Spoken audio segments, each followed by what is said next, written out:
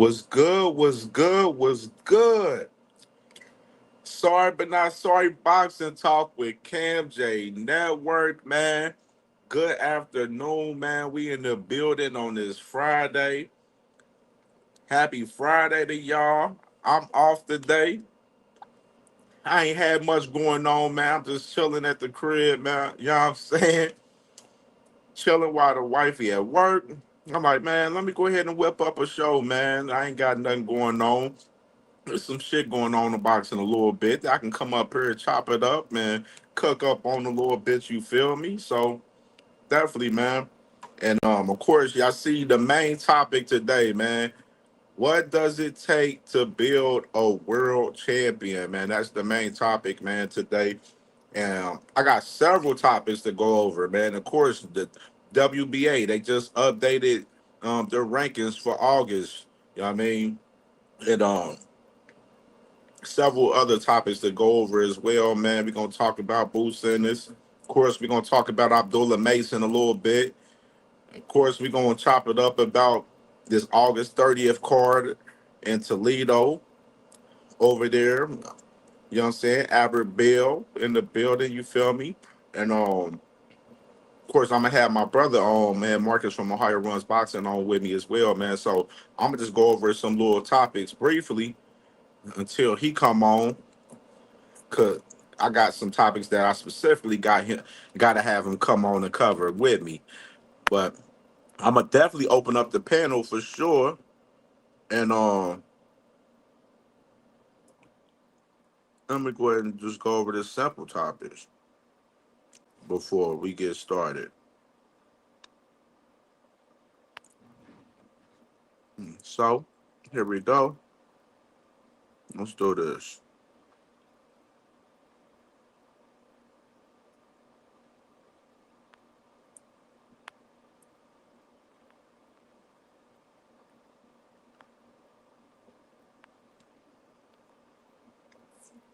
All right.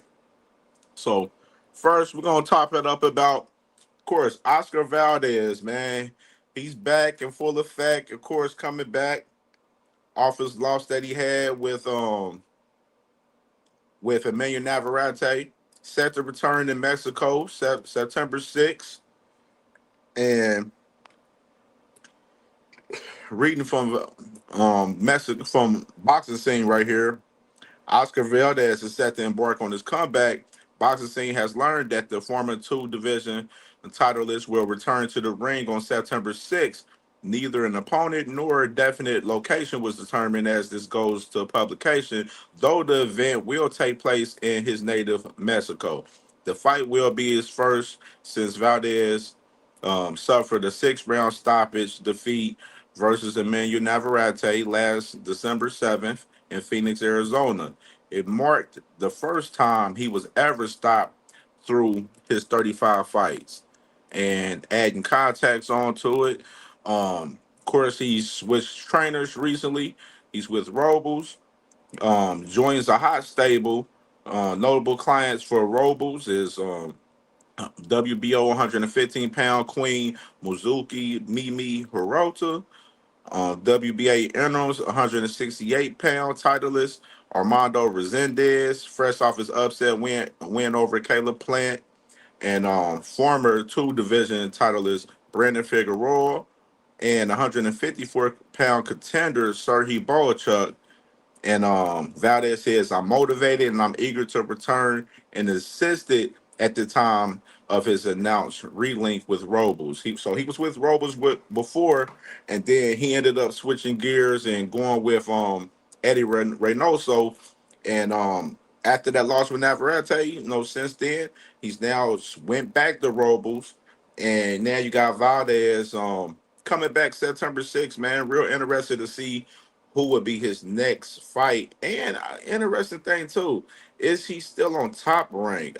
Because I don't believe this is not a top rank card. You know what I'm saying, for September 6th. So interesting factor. Maybe I'll do a little bit more research and digging into that in particular. But you got Valdez coming back September 6th right here. And just to add context, going into that particular date was September 6th. Shout out to my brother Elder Boxing, man, my dog. Um, he was over there on Twitter couple of few days ago, chopping it up about some boxing and talked about Eduardo Nunez next fight. And a lot of people was talking about Eduardo Nunez fighting possibly Emmanuel Navarrete, probably at 130. But right here, um, you got Nunez versus Christopher Diaz right here. And my boy L Dub, he pointed this out on on Twitter. And just to add context to what my brother L Dub is talking about in particular, look, Matchroom just put out their schedule date coming up for their next couple of months. And as you see in that right corner, you see Eduardo Nunez versus Diaz right there. So they're set September 6th as well.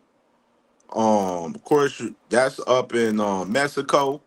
Then you got McCormick and Parr up there in the UK. Then Crocker and Donovan too in the UK for September 13th. Earlier that day, the same day as Canelo versus Bud. That fight is going to be for the IBF vacant title at 147-pound division. Then they just announced David Allen. He's back. He's fighting in the UK October 11th, along with Conway and Litter October 17th. So majority of these cars is UK cars, pretty much. You already know it's Matchroom, so you know how they get down for as that in particular. But you know it is what it is. Let me check out my peoples, man. William Old School, what's good with it? Salute to my brother William Old School, man. Everybody, make sure y'all subscribe to William Old School and my brother D1 Angry White Man Boston Podcast. Make sure y'all subscribe to them for sure, for sure. See who else in the building. Man, I'm just up here talking about these fights. Salute to my sister Quee. I gotta watch your show on the playback, sis. I know you was live last night. I missed it. I went to sleep early. So everybody, make sure y'all subscribe to Quee, man. Sis be talking about everything, man. Keeping it real over there, man. Subscribe to my sister Quee, man. You already know. Then who else we got in the building? Who we got in the building? Jag Queen Boxing. I'm here listening from the back, moving and shaking. Yes, sir. Everybody make sure y'all subscribe to my sister, Jag Queen Boxing, as well, man. And she got something going today. We're gonna talk about it into the show for sure. You know what I mean? For sure. My sister, I'm excited for my sister today, man. And Autism Boy, man, what's good with my dog, man? Make sure y'all subscribe to Autism Boy, man. He be over there talking that basketball over there, man. That's my dog. Salute to my dog, man. Glad you in the building, bro. Glad you in the building. So, all right, so like I said, my man, what's it call it? L Dub, he's right again. My man speaking about Sugar Nunez fighting Christopher Diaz, and he's right. And we're gonna get into talking about the 130-pound landscape when we get into these WBA rankings, because the WBA rankings just was announced last night, and we're gonna go over them for sure. Um, so I'm just going over some little small shit right now until my brother Marcus from Ohio Runs Boxing pull up. And let me get into something else while we're here. So let me play this video. Comes to Berlanga, I think they did a great job with him. His first, 15, 16 fights, all in the first round, build up his name. Berlanga has never been the most talented fighter out there. But look, his power and his mouth, because, he knows how to talk. Got him to fight Canelo and make a lot of money. Just his last fight against Shiraz made him a lot of money. This kid could, and there's still a few fights out there that he could do. Might not win, but he could still do and get paid a lot of money. So I got to give him credit for doing what he's done. I would have never said, I probably would have said, this kid, man, he's all right, but he'll never be world champion. And he's probably never going to be champion, but but he made more money than a lot of champions. You know what I mean? So he talked his way into getting those big fights. So I got to give him credit. I got to give him respect.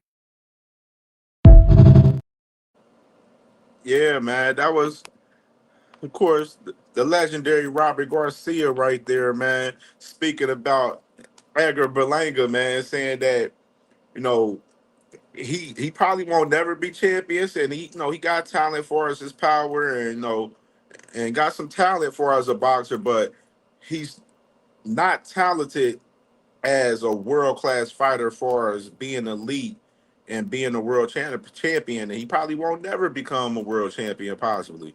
And it just kind of go into context, man. I wish I would have pulled that shit up into Edgar Belanga's his record, man. But y'all just look at Edgar Belanga's record. Y'all go back and look at it.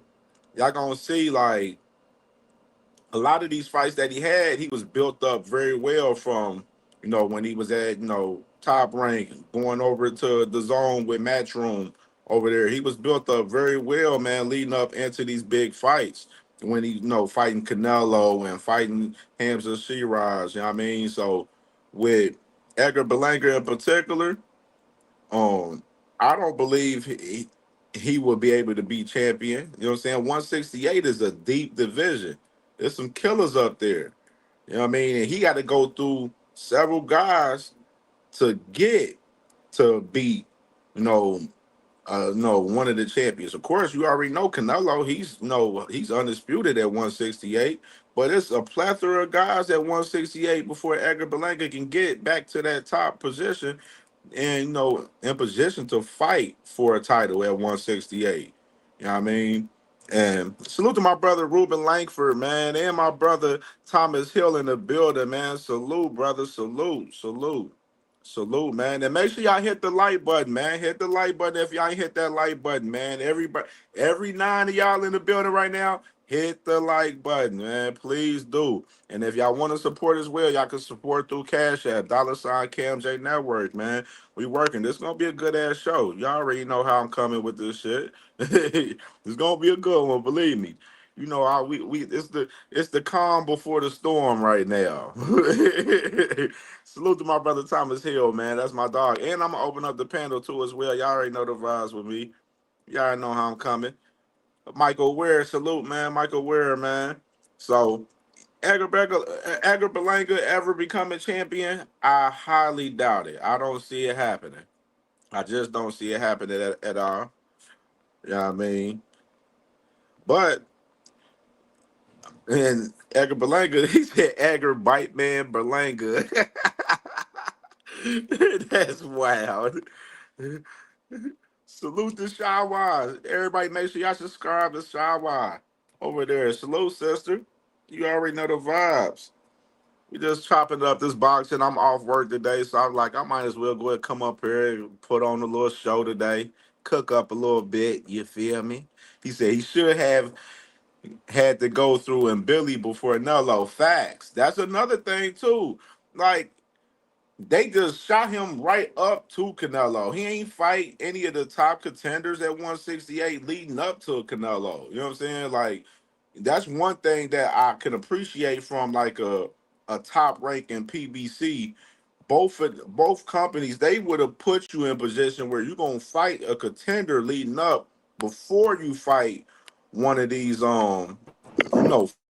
You feel me? So I'm definitely you Yeah, definitely I'm right on making a that, lot of Shira, for runs. real. You gotta speak to my phone. What's good, brother? What's good, brother? Can you hear me? Yeah, it was good. What's I can good? hear you. I can hear Making you all now. these You good? runs, man. Yeah, Can you hear bro. me? Yeah, I can hear you. You hear me well? Okay. Okay. Yeah. I just got out this bank. I'm making all these runs, so I'm on my phone, so the service might not be as good because I'm making got a couple runs I gotta make. Yeah, for sure, bro. So I was just talking about Edgar Berlanga real quick, and I'm gonna show you this little clip of him right here. This Robert Garcia talking about Edgar Berlanga right here, and you can give me your take on it. When it comes to Berlanga, I think they did a great job with him. His first, 15, 16 fights, all in the first round, build up his name. Berlanga has never been the most talented fighter out there. But look, his power and his his mouth, because he knows how to talk. Got him to fight Canelo and make a lot of money. Just his last fight against Shiraz made him a lot of money. You know, this kid could, and there's still a few fights out there that he could do. Might not win, but he could still do and get paid a lot of money. So I got to give him credit for doing what he's done. I would have never said, I probably would have said, this kid, man, he's all right, but he'll never be world champion, and he's probably never going to be champion, but he made more money than a lot of champions. You know what I mean? So he talked his way into getting those big fights. So I got to give him credit. I got to give him respect.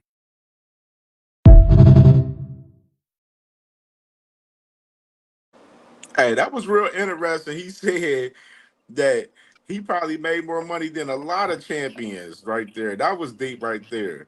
What you think about that, bro? Yeah, based on the two fights, the last two fights he had, absolutely. I don't think he said anything wrong. I think he capitalized off what Top Rank did. You know what I mean? And from what I heard, he left Top Rank because he wanted to get pushed. He wanted harder fights, and they didn't think he was ready yet. And that's why he wanted to leave once his contract was up. He left Top Rank. So they knew what they were doing. Which I told people, I think we saw that when they were building him, getting the knockouts fast. You don't develop when you get knockouts really fast in the first round, but like I said, look, Fat Joe started to come on the scene once they start seeing him knock out. Knockouts sell, regardless of people talk about the skill set. It's always the deep guys that I'm gonna say the deep knowledgeable guys who bring up skill set. When it's the casuals who likes the knockouts. For the most, I like knockouts. I'm not gonna just say it's just casual, but we watch fights, we watch street fights, we watch them to see somebody get hurt, seriously hurt. And that's what Belonga was, man. He was doing that. That Top Rank did a good job. But I don't know if I think Top Rank get more credit than Belonga. I think Belonga took the torch after how they built him, and he ran with his mouth, and he knew how to get in the position. Because again, Canelo is only mostly fighting. He wasn't fighting the best. He's fighting the most vulnerable guys to make him look good. You know what I mean? For a bag. Absolutely. So it's not like Belonga did everything right. No, he was just a guy that had a name built by Top Rank, and Canelo picked him because of who he was, not because he was good. So yeah, but you got a lot of those fighters like that. I think the problem is though we mix it up. We'll sit there and say, well, you see, Top Rank built him. They do this to all of them. Abdullah the same way. Like, no, Abdullah Facts. is not the same as Erica Belonga. Abdullah can actually fight. And when you look at their opponents, you will see the difference because he was stepping up. Abdullah was actually getting step up fights. He was fighting the guys that Duke Reagan fought. He was fighting the guys that Shakur Stevenson fight. You can't say Facts. that about Belonga when he left before leaving Top Rank. So, Absolutely, bro. I was talking about that. I was like, Balaga didn't fight any top contenders before he got the Canelo fight, bro. Like none. the help him out. Like you wanted to see where he at a little bit. Top rank was starting to try to do that, but then they said, "Fuck it, we don't want to deal with him no more." Then he went over Hmm. to Eddie, and Eddie was just giving him just piss poor ass fights over there. And he I shoot didn't. him up right to Canelo right there, and shit. The rest is history from there. Now he looking in bad shape right now, bro. Yeah, I think right, but I think here's my thing with him why he wins. I'm gonna say Belonga is looking in bad shape, but he still wins in a way because he still got winnable, not winnable fights. Let me clear myself. Because he good, it's because of who shared the ring with. Uh, so you got the Plant fight still there. You got the Hami McGee fight still there. He's going to be able to make still some good money. He got like 2 or 3 bags left, Absolutely. and I think I've been saying this on people. I've been saying this on different podcasts, and 2 people thought it's funny, but don't be. I mean, shoot, him and what's his name, Ali Wash. That's still at 168. So Hey, he got run some it. fights, man. Yeah, he still definitely got some fights out there for sure. Like you know what I'm saying. It's just now they gonna use his name and in some of these future Yeah, fights for is he sure. good?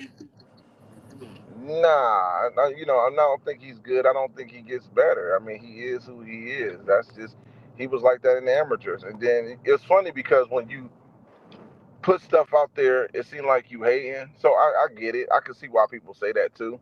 But at the same time, you just keeping it above. I remember, and I think I said this on your platform, but Charles Conwell showed Charles dogging them in the qualifiers.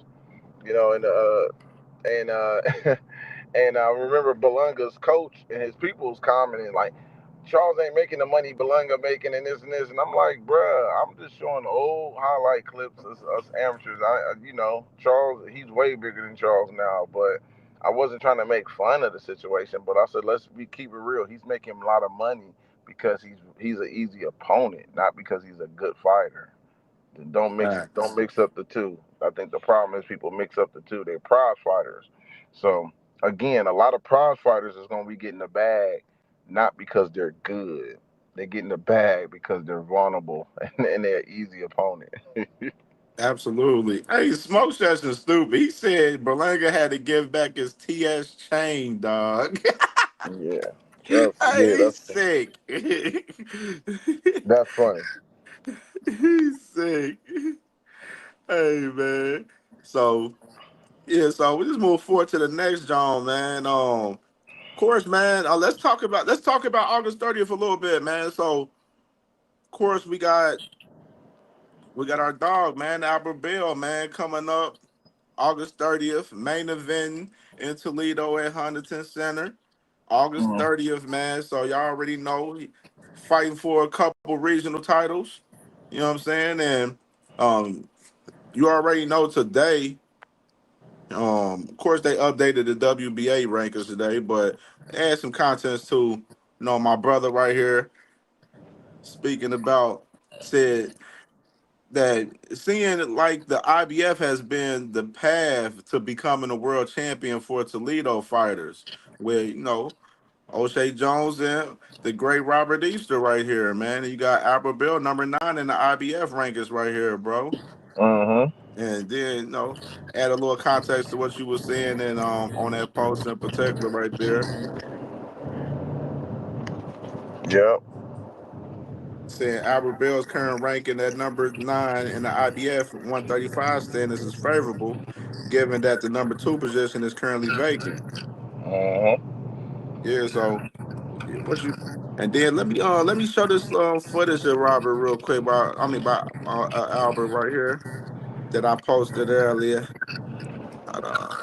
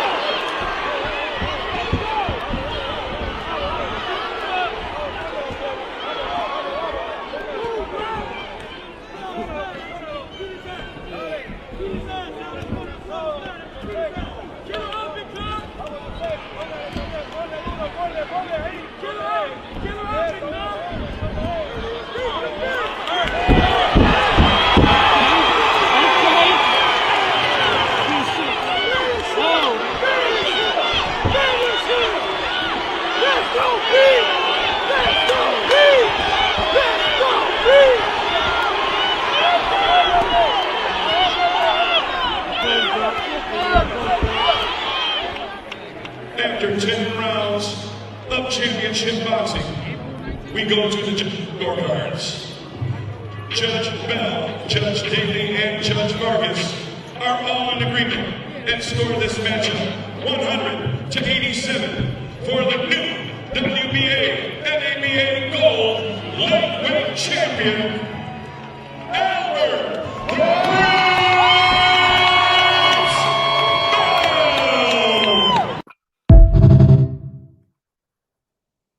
Yeah, man. So that was Hello. Albert right Yeah. there. Of course, man. So speak But about Albert a little bit, man, for coming up on yeah, this the fight record. right here. You said on that fight or the fight coming up? Yeah, I Yeah, like this coming fight up. for him, man. I Yeah, think. and just in general, Yeah, just I our talked to. overall.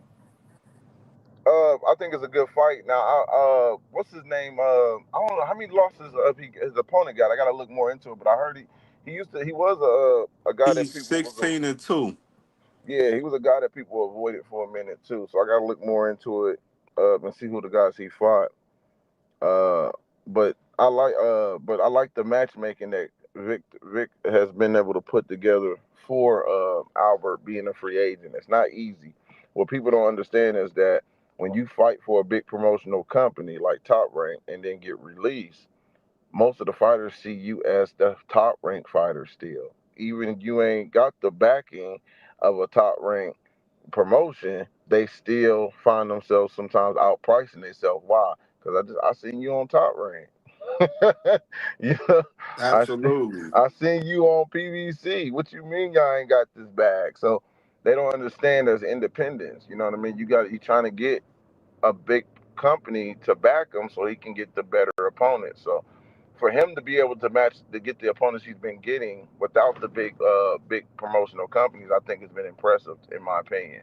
Finding guys with winning records that's willing to fight him. So shout out to him. And then back to the rankings, yeah, I was talking about the IBF being a good path for him because he's gonna leapfrog a lot people, in my opinion, in that position where he at 9, because you got Sam Noakes at number 5. We know he's fighting Abdullah. So whether he win or lose, he leaves the rankings because when you become a champion, you're not allowed to be ranked on another sanctioning body's, uh, you know, ranking list. You can't even be ranked Absolutely. as a champion. But so you got Sam Noakes at 5, and then you got Schofield at 3. Schofield's going the WBA route.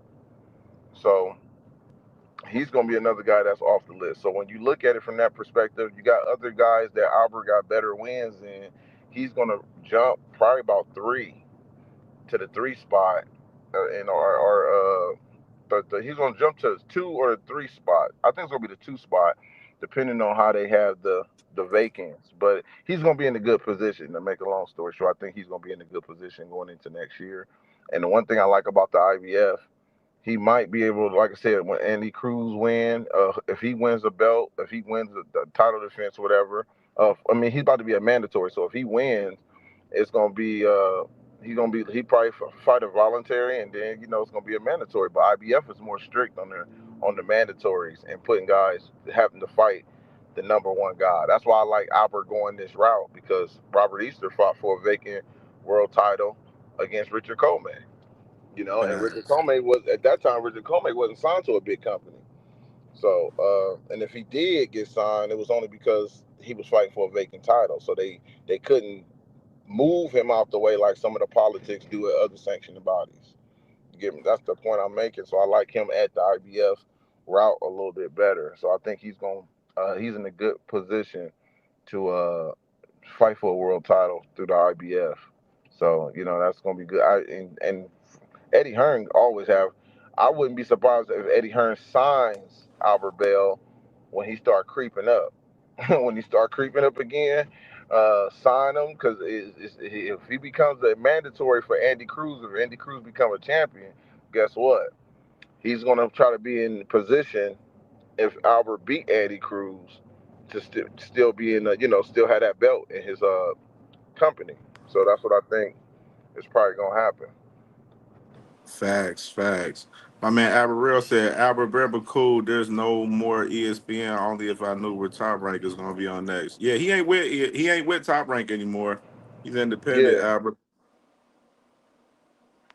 Yeah, salute to my brother L Dub in the building, And man. Albert ain't Salute with to my them, brother, man. man. Make sure y'all subscribe to my brother L Dub Boxing, man. And make sure y'all fuck with his website, ldubboxing.com, man. The plug, man. My brother, man. You already know the vibes. And I ain't get to say salute to my brother Dondrick Nelm in the Yep. building. Dondrick Nelm, Isaiah, what you doing? Richie L. I see y'all in the building. You feel me? So yeah, man. So let's get into even more with August 30th. Here, another fighter that's gonna be on the August 30th card in Toledo, right here. Toledo, Ohio at the Huntington Center.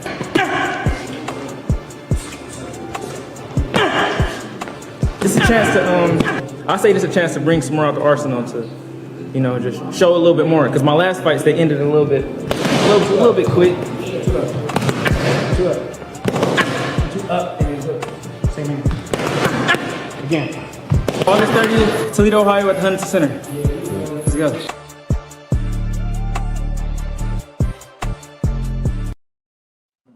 Yeah, man. Dale Mason, man.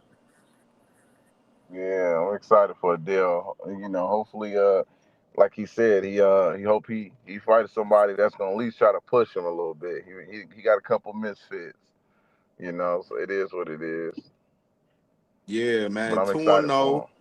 him. Fighting Eric Terry. His record from Eric Terry is nasty work. It's nasty work. I've seen it. It's nasty work. It's nasty work. But it's good to see you. You know what I'm saying? Staying active and getting active out there, man, and try to put on for the Mason family. You know what I mean, for Hold sure. on, Ivan Terry, can you check that for me and says he from Tennessee? All right, let me see. I'm about to check real quick. Because that would be a little push if that's the same guy I think that is. That's from Tennessee. That's got like 20 losses, but he's still tough. I don't know if that's him. I'm just making sure because if that's Ivan Terry, they call his nickname like Cowboy or something like that. But I could be wrong. I wonder if that's him. Uh, yeah, he's from Tennessee. Yeah, Okay, from that's him. Memphis. He gonna push him, bro. The record is crazy though. Yeah, he got 20. I'm telling you right now, he's the guy. I'm gonna tell you. Look. True story. He just fought. Correct me if I'm wrong. Look at his box rec. He just fought in Toledo the last fight. I believe so. Against Jeffrey Hudson, who's undefeated. Yep. Right? Yep, he lost by knockout in the second Okay. round. I'm gonna tell you what happened. I talked to this, I think I said this on your platform. Jeffrey Hudson, I was there. Me, Chevy Red, we sitting ringside. It happened so fast. The very beginning of the fight, bro. Ivan hit that boy. Ira hit that boy with a body shot, and we thought he hit him in the nuts. It happened so fast. It was a clean body shot. He was down on his knees. The referee's like, he didn't even see it. He thought it was his. He thought he hit him in the balls, and that's what we did. But I noticed he wasn't holding his sack at first. He was holding the side of his rib. So I'm like, I didn't see it. So Chevy had the video, and she said, "Look, he hit him clean on the ribs. Iron hit that boy clean on the ribs. He could have possibly lost his first fight, but the referee didn't even see the shot. It happened so fast. But yeah, bro, he actually hit him with a clean rib shot, and Jeffrey got up and ended up getting out of that round and ended up getting him, stopping him, bro. But he was hurt by Ira. Ira hit him with a great body shot, but it happened so fast, man. It happened so fast, and it's unfortunate because he wasn't getting up. It hurt it so bad. He was saying this ball. They was like, "You got 5 minutes." I'm like, "Did he get hit in this?" I didn't see it. Sherry didn't see it, but she was recording it. So when she went back to see it, she said, "Nah, look." And then she gonna ask me, "Is you gonna post it?" I said, "Man, why I don't like posting my dog?" I said, "No." I said, "I ain't posting my boy Jeffrey get hit with no Clint. What's that? What does that mean? Like, no, I ain't about Right. to. That referee missed it. So be it. It's life." But the point I'm getting at is that this fight is going to be more exciting because he's pushing Adele. So we getting a guy that's coming there not to lay down. I don't care how many losses $36. he getting knocked out because he's forcing the pressure. He gonna try to hurt you before you hurt him. That's a fact. So yeah, he do got some losses rained up, but and he take them, and that's another thing too. You got to respect guys who have as many losses as he does and keep on fighting. My cousin the same way, Darnell Boone. He keeps Facts. fighting. He gonna get more fights, and but he gonna win more. He wins some of them big ones too, cause them prospects think it's easy work. He ain't as Facts, easy bro. as you think he is. Facts. All right, so get into it, man. That's gonna be Salute a to lit card, Bell and the Dale Mason, man. August 30th, Toledo, Ohio, Huntington Center, post boxing. It's man. gonna be fire, Man, man. you got Several. You several got top Dante fighters from Benjamin Ohio on on there. the card. Yeah, you got a couple. Dante Benjamin gonna be on that card too. Uh, yeah, Martin Tucker. It's gonna be a. This is gonna probably be one of the best cards we had in a long time, like in house, man, like in the state, without a big promotional company backing. I think it's gonna be one of the best ones. The last one I did with I came to Vic show. That was a good one too. So Vic is really putting them together, man. So that's gonna be dope. Thanks, man. So let's go ahead and break down. We got it. So the WBA rankings, man, came out today, man. And first we're gonna start off with the young with the small guys right here, man. This is 118 right here, man. Of course, Fernando Martinez, he holds that WBA title. And you see the other champions, Jesse Rodriguez, he got Bam Bam got two of them joints. And then, Roberto Garcia has the IBF. So you got the top 10 right there in the IBF for us, 118. And then moving up to 122. And for the WBA, Antonio Vargas, he's a champion in the WBA. Nonito Darnell, he has the interim title. And Takuma Inoue, he's at number 3. He's a valuable name in there. So you got other fighters in there: Andres Campos, Victor Santillan, Rico Masuda. So we got some tough guys at 122 up there. And then up here, 126, of course, WBA champion Nawa Inoue. And that boy, he got MJ coming up September 14th. And of course, Raymar Cardenitez, he's the number one contender for that WBA, even after losing to Nawa Inoue. And Mm. then you got Gary Antonio Russell at 3. So he moving up in the rankings. Luis Neri at 6. And Marlon Tapales, another anyway op that he done cooked already, a victim right there for the WAL 126 right there. All right. And then of course, I mean that's at 122, my bad, 122. And this is 126 right here. Nick Ball, he has the WBA champion at 126. Marco Cuella, number one contender. Brandon Figueroa at 2. Elijah Pierce at 3. After his knockout win that he had about a week ago. Sam Uh-huh. Goodman at 5. Nick Ball and Sam Goodman is locked in the fight coming up next in the fall. So you got that going there. Joel Gonzalez coming off that loss to Brandon Figueroa. He's at 10. So we move to 130.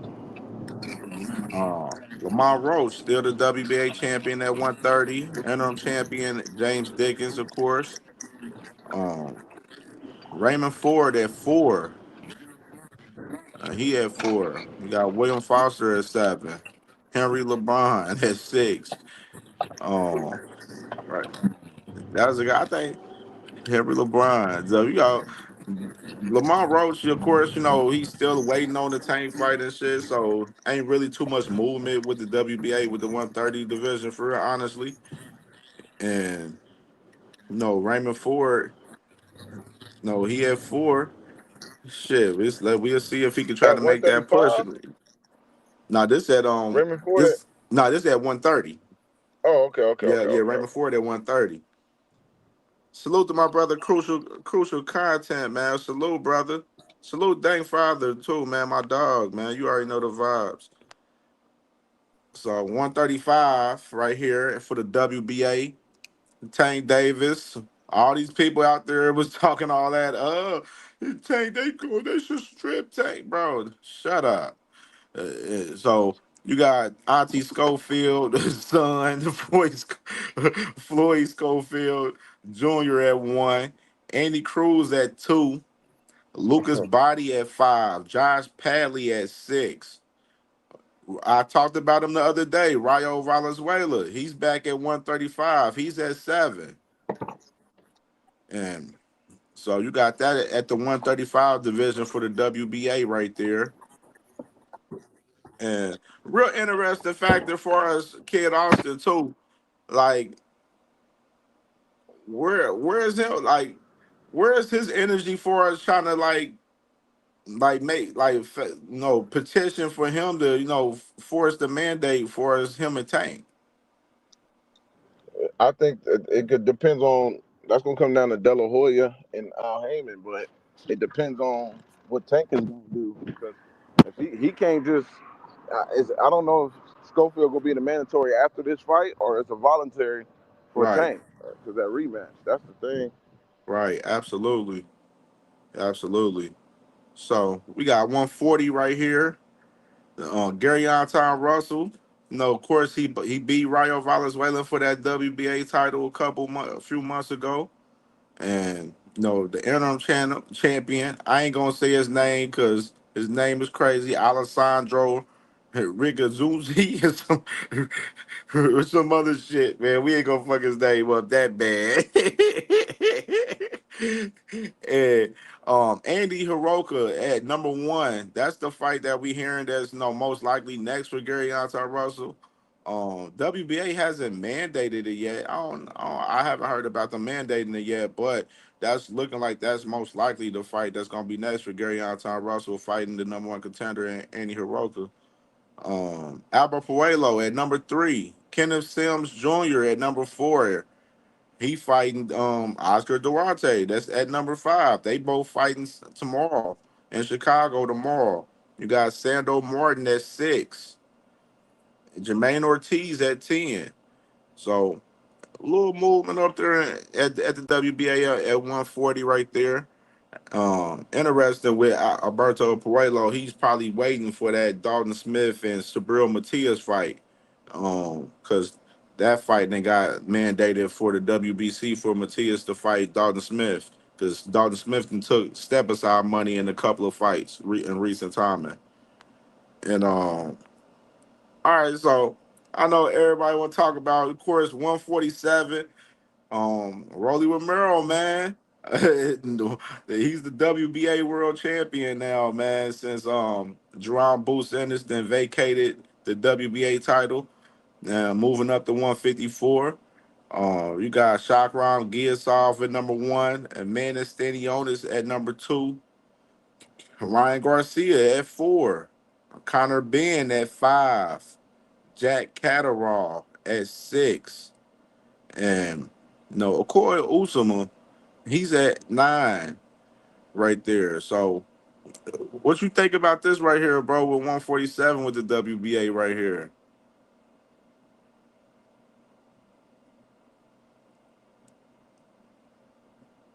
It's some little movement right here, man. I say that, of course, it's already been talks about Rolly Romero fighting Ryan Garcia in a rematch in December. So you got that fight possibly coming up for sure. Randall 700 was good, my brother. Was good. Was good. Aunt McQueen was good. You know what? I'm gonna drop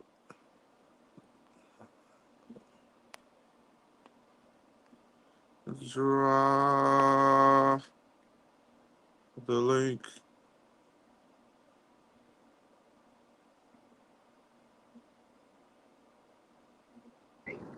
You ain't got, I'm about to say you ain't say no Belanga. Oh, but like, no, we at 147. I'm about to say, go ahead, keep going. Yeah, nah. Yeah, so right here, man, 147. I'm gonna add my boy Isaiah. What you doing, man? What's good, bro? Yo, Isaiah, yo, what you yo. doing? What's good? What's good? What's good? Yeah, man. We talking about 147 right here with the WBA, man. Crazy What you work. Look at look who the champion. That's crazy. Yeah, man. See, they had that interim that fight with him and Ryan was an interim fight. You know what I mean? And now So look. But you know what's crazy is I remember a while back, I forgot who shit I was in. I had said I was arguing with somebody about Rolly. And I told him, I said, yo, I said, if you ain't see that picture of Boots, what you think he's really gonna stay in the division? Buddy looks like he's 175. He ain't gonna look like that. He been looking slim, and I'm like, yo, he about to vacate. and they're like, nah, Rolly will never be a champ at 147. Now look, he's a regular. That's crazy. Yeah, man, that's how it is, bro. Like you know, Two-time world champ. the PBC definitely got a strong history for us that WBA, man. You know what I'm saying? That's kind of they main saints right that they fuck with heavy. So with Rolly, got that opportunity with him and Ryan facing for that interim title, then Boots move up, moving right in. There's champion right here, man. But as far as the WBA, I could see Rolly beating Giasov and Stanionis. I don't know Mm. about that one. Giasov, I saw his last performance. He's a solid boxer. He kind of reminds me of Israel Madrimov. He got the same kind of style. I just feel like if he don't got that pop to him, you know what I mean? He don't got that power. But Yeah, Gearsoft, I know he ain't Stanionis. look all that good at that yeah, last he fight on didn't. that Boost card. And you know what? And I get it. Like he's one of those boxers, and those dudes. I think he's from the Ukraine, if I'm not mistaken. No, he's Uzbekistan, right? Yeah, yeah. Oh, okay. Well, them dudes are tough. Yeah. I just don't see him beating Rolly, especially if Rolly fights him the same way he fought Ryan. I honestly, people were not giving Rolly enough credit to the Ryan fight, and I did see Ryan make that video and say it was a boring fight. Rolly didn't come to box. I just think Rolly has learned. After that Tank fight, we kind of saw him jump up to 140, go for that title, and he didn't look as good. I mean, he won the title, but I saw a rush Rolly similar to what he did with Tank. And then when he moved up and he fought Ryan, I said, damn, this ain't Rolly. Like, this can be him. And I really like the way he stayed patient. He kept his left hand to the chin, constant, and I thought that was immaculate. Coming from someone like Rolly, who came in the game late, so that's kind of why I say he could beat Giasov, and I think Stanionis would be a firefight. I just see Rolly beating him. I think when it comes to Rolly, it's just he's more. I think he was more confident in the Ryan fight because of him sparring Ryan. You know what I mean? It's like Yeah, he already knew what he came with. They look different when they fight somebody they know they can beat. They're just so confident than going in there with a guy you've never been in the ring with, not even sparring. So I get it. He did beat Ryan, but come on, man. I'm like, but I need to see more of him. And you got to I give that win to the young phenom Joseph Brown being in his camp the entire time.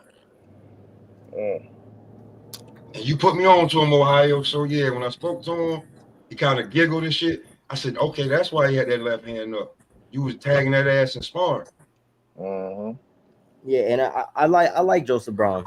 He's a solid dude. I think he's 6-0. Yeah, I believe so. And boxing, that total combat shit is a little bit different. At 19, I keep that record in my head too. Yeah, nah, he's solid in that. He's young, bro. 19. Yeah, I seen his fight with Aaron Watson. He looked good. He looked real good. And at 19 years old. Hey, I wanted to say this about Gearsaw. I'll be real. I haven't seen his name for years. I thought he was AI generated. I'm not gonna tell you no lie. Hey, I'm not gonna hold you with a name like that. And then I when I seen him, because I remember watching him. I forgot who else he fought, but I would tune in to the zone card. Sometimes they be having him in there, and I was like, "Yo, this dude." I was like, "Who is this dude?" He looks good in some fights. I don't know though. He don't got that pop. He don't got that power. So that's why I don't know. I don't know. I got to see him against somebody stronger to see how he takes that power. Then Giasov, he's with Matchroom, so he's not a priority to Eddie Hearn. You know what I'm saying? He's just another fighter on the stable. Yeah. He's not a priority to him. Cause he gonna push Conor Ben for a title shot before Giasov any day. And you know what's crazy is that if Conor doesn't fight Eubank, I could see them putting him in position to fight for that belt. Whose Yeah, belt? so The one Boots just gave up? I guarantee it. Oh yeah, just because it's I don't want to say it's an easy fight to make, but Rolly, he ain't ducking nobody. He fight anybody, and he looked bigger at 47 to me. I'm not gonna lie to you. He looked Rolly healthy. looked, Rolly did look yeah, healthy. he looked healthy, but to me, Yeah. I could have sworn he was fighting at 160 by just looking at his shape, and there's no doubt in my mind that he could go up to fight those dudes at 68. He's tall, bro, and he's still pretty young. So I kind of feel like he'll stay at 47, couple fights, maybe defend a couple times and move up to 54. I could see it happening. And we might even see Rolly a 3-time world champion if he continues his route with the WBA. Rolly better stay at 147. Those are murderers at 54. I like Rolly. I don't want to see him He walking come out the back. ring like he did when he fought Isaac Cruz. I like Rolly. Yeah, he was Where fucked you at? up. Don't go too high. Don't go too low. And I think 47 is perfect for him just because of the opposition and those WBA rankings. Well, it's okay. The biggest name at 47 is who?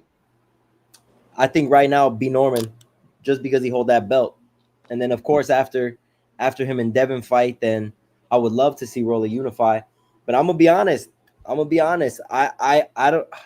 would love to see Rolly fight Barrios just because I think that's an easy fight to make, and I got Rolly over Barrios. None of them guys can sell a fight like Rolly. So to be Oh, truly honest with you, exactly. Rolly's the wild card at 47. He's gonna be the guy that he's gonna sell the fight. If he's Rolly, he gonna say something to keep it going.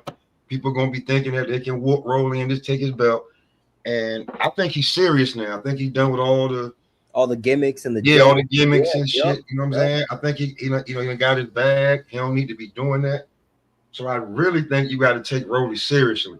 You have to, because he looked sharp in that Ryan fight, and even I guess Ryan, that little video, he said I wasn't even taking it serious, and that just goes to show that Rolly was taking him serious. I mean, he had that left glued to his chin.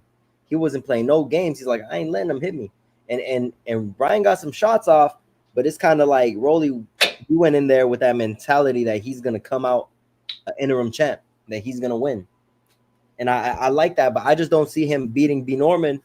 But that's if Devin don't win, and I kind of feel like Devin is gonna win. I feel like he's gonna run all night.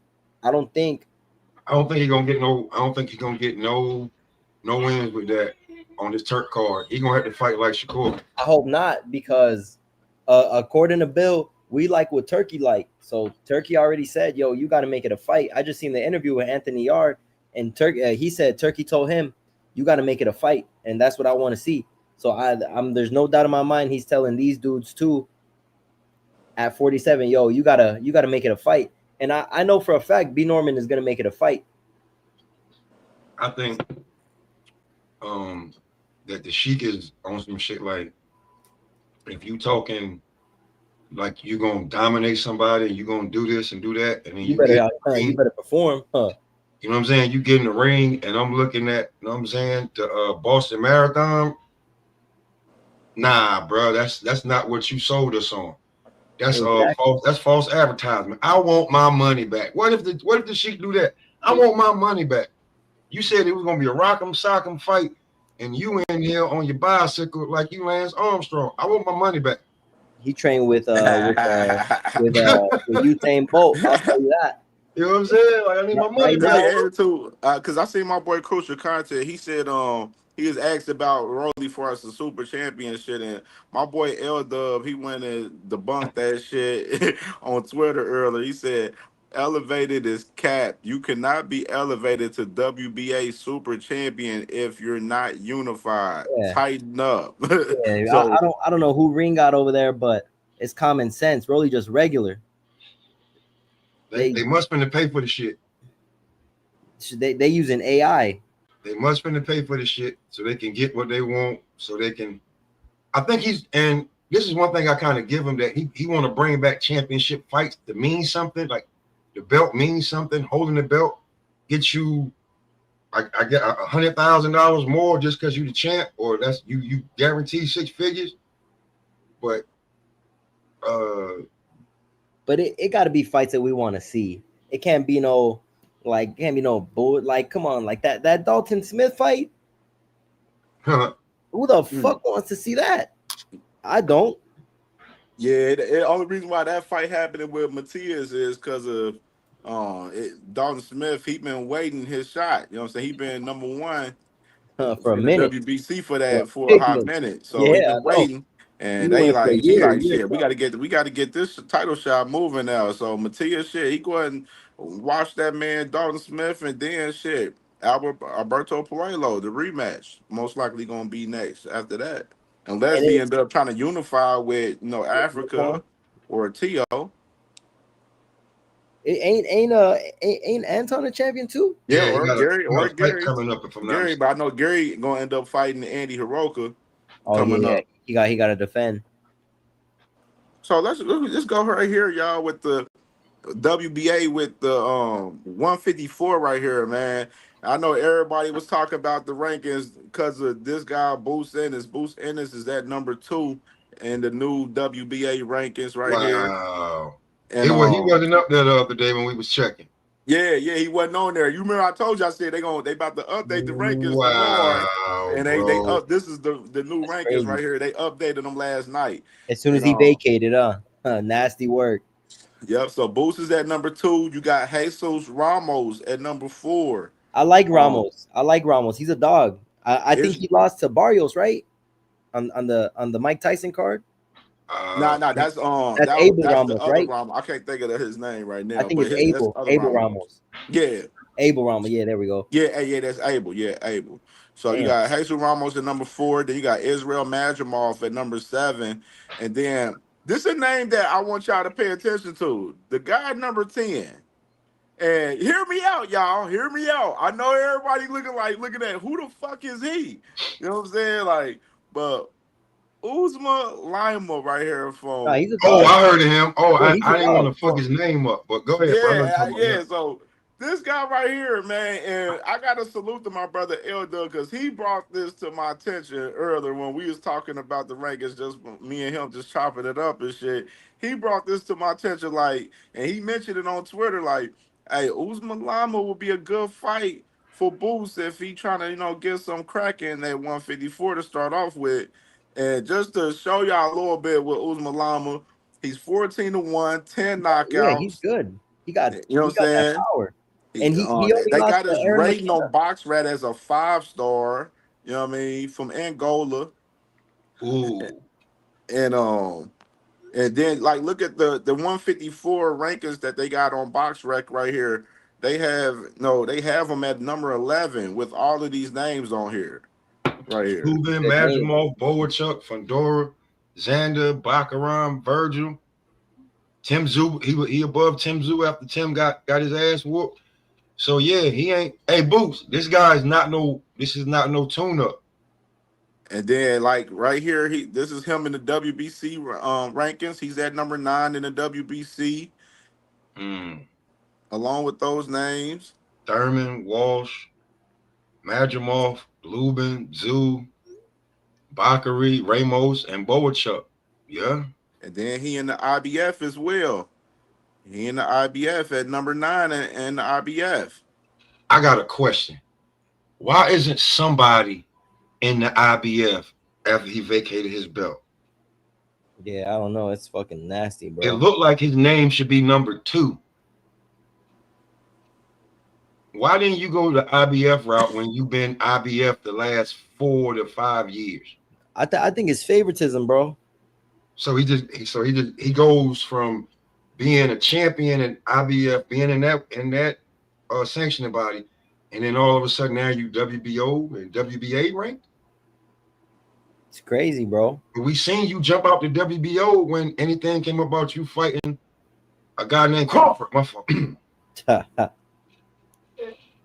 So why you don't want to fight Bakaram? I mean, you've been the IBF champ for at least 3 fights. You've been in the IBF your whole career. Why you don't want the winner of Baccarat and Lubin? That's gonna be a war. I would think that would be the easy fight to try to rush. Now I will say this: they ain't update the IBF rankings in recent times, so I'm pretty sure Okay. when they do update the IBF, he will be on the IBF for sure. I'm After the pretty fucking Baccarat sure. Lubin fight, probably. Once the Yeah, war and Baccarat Lubin, they, of course, that fight, they negotiating that fight right now. Josh Kelly, he was negotiating a fight with Baccarat, man. He turned down Baccarat. So Oh, he like, know what's up. yeah, so like, you know what I I mean? would too. Bakram is a dog, bro. After he beat the shit out of Tim Tszyu, you seen how he been fighting lately?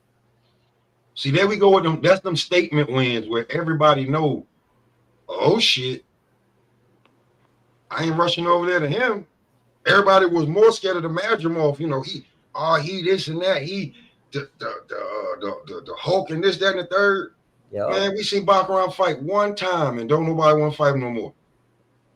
I honestly think Boots could beat him. I honestly think Boots could beat him. In my opinion, I think Boots, real talk, I think Boots should go to 160. Oof, and he looked like a 160. I like this. Hey, real shit. All right, He now looked just to add context with Boots. Hey, salute to my brother Sheldon Moore on the panel, man. Just to add Oh, OG context Sheldon, what's going on, OG?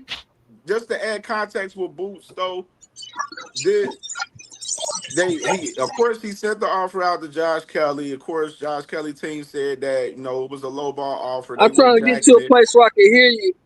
I'm at the car wash. I gotta get to a place where I can hear you. What's cracking with y'all though?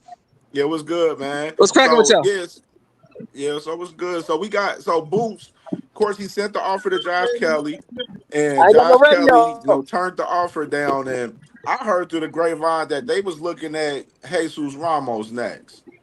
And like I told you the other day, yeah, that's a good fight. I said that ain't no tune-up fucking fight if he gonna fight Jesus Ramos. You feel me? I'm saying that's not no tune-up. And no, of course, I mentioned this guy right here. This guy right here, 14-1.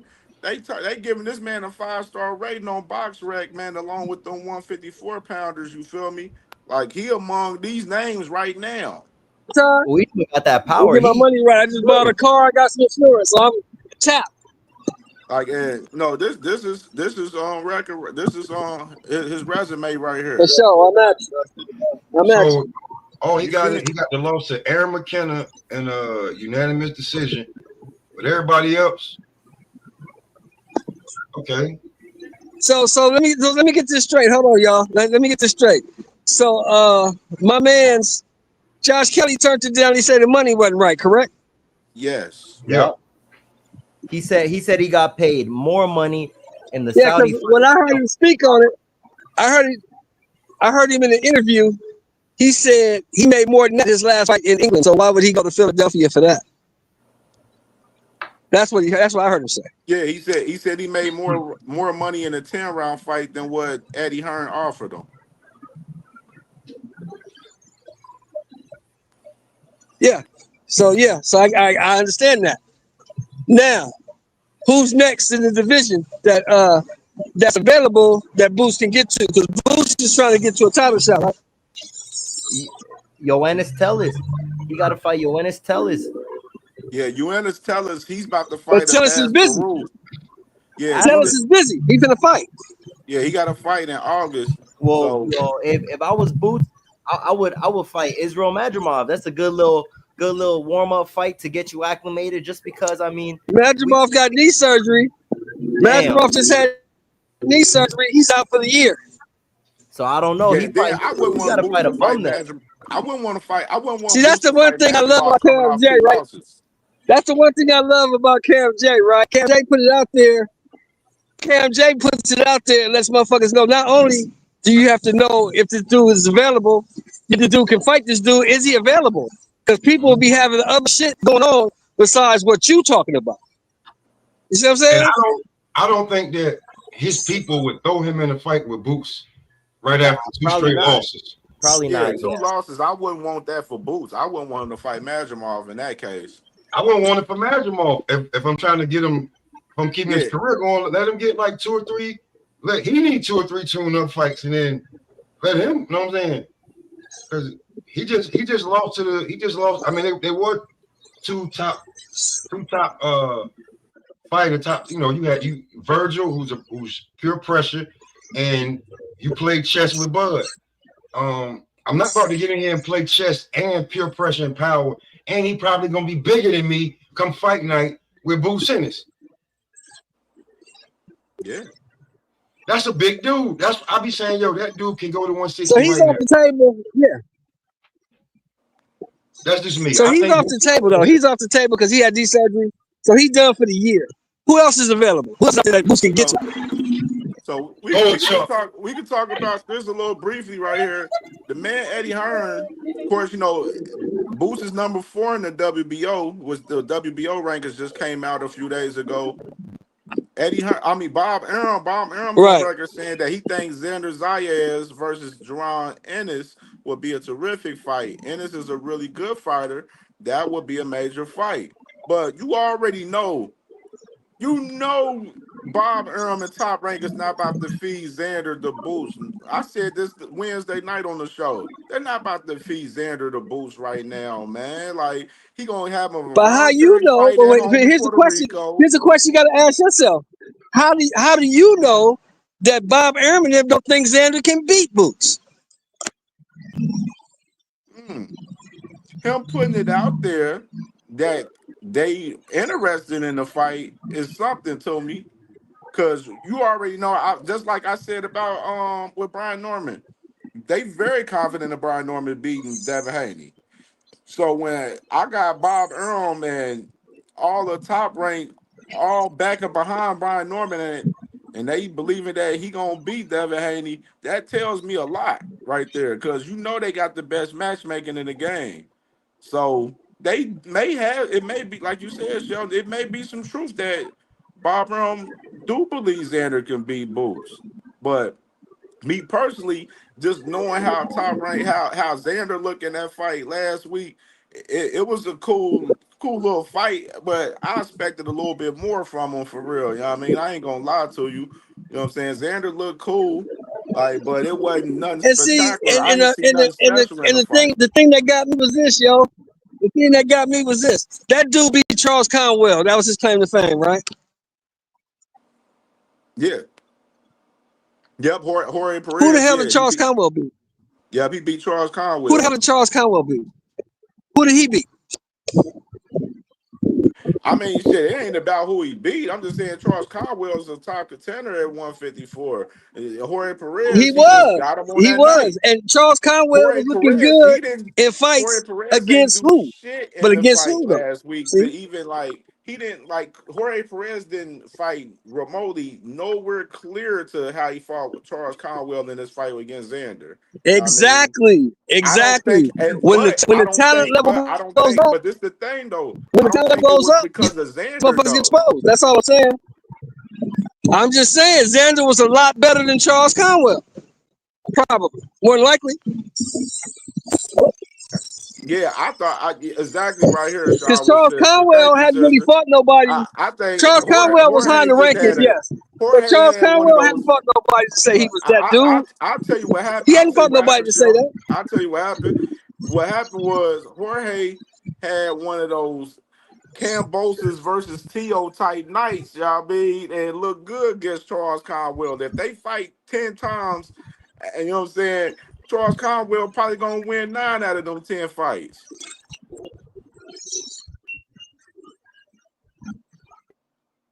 But in Or particular though, or he could just I be a like this fight problem though with for Boots though. Charles Conwell and not nobody else. Shit, You know I what I'm wouldn't saying? mind Boots He could just fighting be trouble Charles for Charles, Conwell. not nobody else. If Boots looking for like he looking for a fight, he can get at Charles Conwell again. Shit, holler at Charles Conwell. He out there. He on the zone. He with Golden Boy, so that shit makes sense. And that's a good. Now that would be a good. That would be a welcome to the division fight. I would go for that. Welcome to the division fight, right? Yeah, I mean, yeah, that fight. What you think about it, Smoke Session?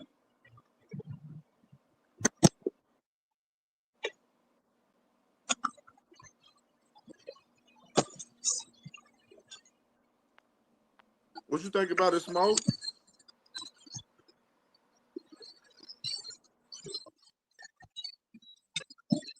Smoke, he quiet. Isaiah, you there, bro?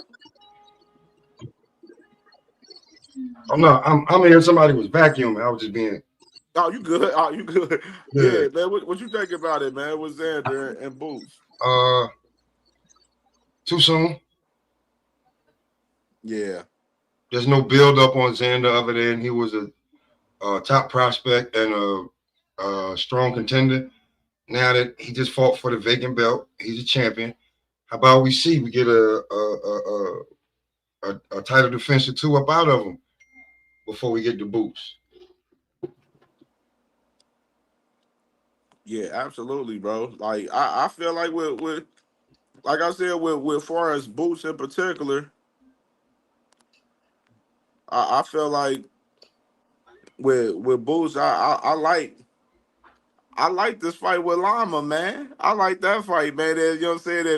If it ain't Charles Conwell or Jesus Ramos Did you or talk to Ohio? Because me and Ohio had this conversation a few times with Boots and Bad News. who to my who? Boots fighting Bad News. Me and him had this conversation like 5-6 Now times. yeah, now he didn't offer he offered Conwell when he was at 47. Mm-hmm.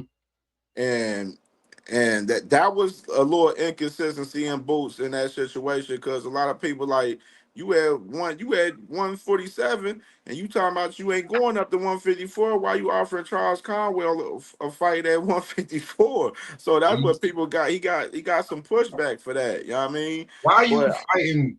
Listen, bro, we know, okay, outside of Bud and Earl, right?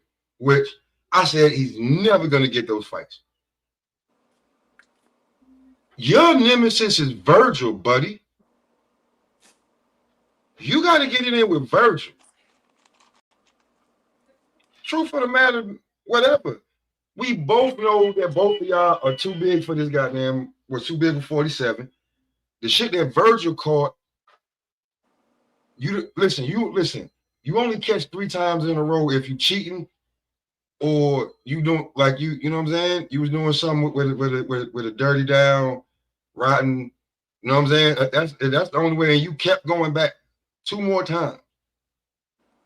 So y'all both was too big for this division. yeah, Virgil definitely was big as fuck for the division at 147. Like you remember him with Stanionis, they were supposed to fight like 3-4 fucking times. What happened? Virgil kept catching something that damn near killed him because he kept trying to shrink down to the goddamn weight. You're Huh? right. You're You right. died 3 times trying to make 47. Now you at 54, and at 54 you look big as hell. Like you guys are 160 pounders. Who are you waiting for to get out the division? I'm just being for real. Who are you waiting for? Are you waiting for Janabek? Are you waiting for Adamas? You waiting for Laura to get the 60, the glory division. You guys have the names. Sitting at 54, y'all gonna be playing dominoes with that. Who really who? Y'all playing spades? Because at 54, anybody could become the guy. But at 60, one fight could make you the man. Who's at 60 to stop Virgil Ortiz or Boots Ennis with their names? Sure, we can go to the this WBA at 160 right here. Of course, Eris Landy Lar, he has the title at 160 for us the WBA. Yonli Hernandez, number 1. Dangerous right there. That guy is fire. Fire. I'm a fan of Yonli Hernandez, man. He fire. Shane Mosley at number 2. Chris Eubank Jr. at number 6. Kind of interesting with that a little bit. Look. Michael Zafari, like I've been like this dude, I've been hearing about him forever. Not impressed.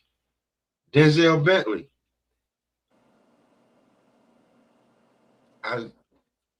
not really much over here for me, man. I'll be truthfully honest with you. Like, Yeah, 160 is a light division. You can see Ammo Williams at number 5. yeah, I Mo. mean, it's a light division for real, man. That's why I said I want to see unifications at 160. Janet Beck, Carlos Adames, get it cracking. Get it Janabek fucking got 2 cracking. belts, and he ain't everybody he fight. I'll be like, yo, how did he get in the fucking ring with him? I mean, for real, like, how did you get in the ring with him? Like, what spawned that to be like he earned the right to get in the ring with a like with a unified champ? Who's in the ring with you, bro? These niggas is trash. Yeah,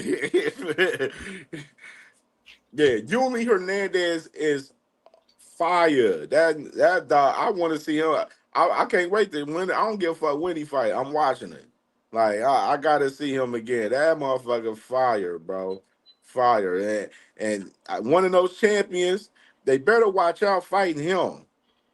He athletic as hell. He got power, body game crazy. Like Yuli Hernandez is one of them. He one of them. Who's gonna fight him though? I would Man, say I want to see him and Shane Mosley Jr. Fuck around. mm. I think you see a lot of people don't really we don't really hear much about Shane Mosley Jr. Why? Because of who his pops is. He's all right. He's not a bad fighter. Yeah, he got 4 losses, but he fought good fights. And it's not like he lost to people that weren't hot in that division at that time. Yeah. I don't even want to say. And on top of that, I mean the most credible win he got was the Danny Jacobs win, even though Danny Jacobs a little old. Yeah, So man, that was think it'd be a nasty good work. fight. I was sorry he fought him, man. I'm like, Yeah, why he fighting Danny I know. Jacobs, man? Yeah, I said the same shit. Like, what he doing? He tweaking. Yeah, but what's crazy is he won in by unanimous decision. It wasn't no beat down, nothing like that. He just salute to Mama Barbara D, man. Salute to you, Mama Barbara D. And L Dub just said he said Hernandez might fight Marquez Taylor next. oh that's a good fight. That's fire. That's a very good fight. What you think about that, Smoke? Oh, he probably doing something. Yeah, I like that fight right there for sure. You know what I'm That's saying? an amazing fight. Yeah, Yuli Hernandez is fire, bro. I fuck with Yeah, him heavy. I seen about 5 fights from him already, and man, I definitely tune in when he fights. I got a couple people that I follow that I really like to watch because he just became pro too, and I think 2022. Yeah, daggone. Shane Mosley. I was thinking that too. Shane Mosley, he independent, so that's been a little issue with him too, with getting some fights. But you know what's crazy is he come to fight and he not doing it off the strength that yo my pops is this, give me this fight because of who I am. He really humble, bro. He real humble, and I feel like he could be up there, but and it's like I said, we don't really talk about him that much because he ain't in the media like that. Very often do we see him in the media. Yeah, he said, and McQueen said Marquise tried to get dude up out of there at that sparring event. I seen that clip of that shit. He was fighting up there, bro, up there at that event, man. Yeah, so right here Yo, we but you know got. what? As a matter of fact, bro, I just seen Aaron McKenna on there. I really like Aaron McKenna on the. Yeah. I really like Aaron McKenna because he just beat Yeah, he beat him. He beat him. Yeah, he beat him. Yeah, yeah. That's why I've been watching his fights. I really do. I just seen him on the last UK card. That was a really good card, and that's why I've said like. Aaron McKenna, he's not a bad dude, and he got 20 wins, 0 losses. He's solid, very solid. I just don't see him beating Yoenli, not right now. Not right now. Maybe Hell, hell man. no. He fuck around, get beat up. Nasty. You only Hernandez gonna be a champion. Oh, fact. It's just all about who one of them motherfuckers over there gonna want to give up one of them straps. I'm not gonna It's lie to just you. all about I it. He would love gonna to see take him one with of them Eric straps Bana. from one of them motherfuckers. The Janet back fight would be probably like be a tough ass fight Oh, for tough fight. sure. Eris Landy Lara. I mean, they both Cuban, you know what I'm saying? Like Laura, I don't think PBC would. I don't know if they're gonna put unless they gonna let Laura pass the torch. You know what I mean? That's the But only nah, way I see that. but you know what? It's crazy because Aris Landi, remember when he first came into the game and he had that Cuban style where he wasn't putting down, he wasn't like putting power in them punches, just punching and moving around and just trying to get him out there with like just like fluttering him. Now I see Aris Landi, the way he fights now, I feel like he's putting the power in them shots. And I think he's evolved as a Cuban fighter. He kind of reminds me of Andy Cruz because Andy Cruz got power. Andy Cruz got that power, and since he fighting with I think his coach is Boots' dad. Yup. But I really do like Eris Landilada, and I think he'd be a tough fight for Yoenli. But like you said, are they willing to pass the torch? I doubt that. Facts. He make the money. He make the money right now. Facts. And moving to the next joint right here. This is 168 for the WBA right here. Of course, Canelo, he's champion. Interim title held by Jose Resendez coming off his win versus Caleb Plant. He beat the shit out of Caleb. No, Jamal Charlo at 3. I mean at number 2. You got Jamal Charlo at 2. You got Oh, you got Lesnar Bektamir? Martinez at number 3. Damn. Hamza Shiraz at 4. Caleb Plant at 5. Darius There's Fulton. children at I Fulton don't at really like him. 6. I don't really like Darius. Yeah, I ain't high on He Darius. he ain't I ain't look really good in his crazy last about him. fight. And I think he lost too against Bektamir. They If I'm got not Diego mistaken. Pacheco at number 9, and they got Edgar Berlanga at number 10. Damn. They got my boy Crybaby at 10. Crazy. Now I like with Jamal Charlo. Him at 3. It looked like Jamal might be making a little comeback, man. Possibly coming up, man. Because I don't think I've seen Jamal in the rankings for real this past month. Yeah, nah, I think they just put him in there, which I Yeah, think so is good. he I think it's just very had good. to get added in to the rankings for sure. And he looked So good his last fight. I would love to see him go up against Bektamir.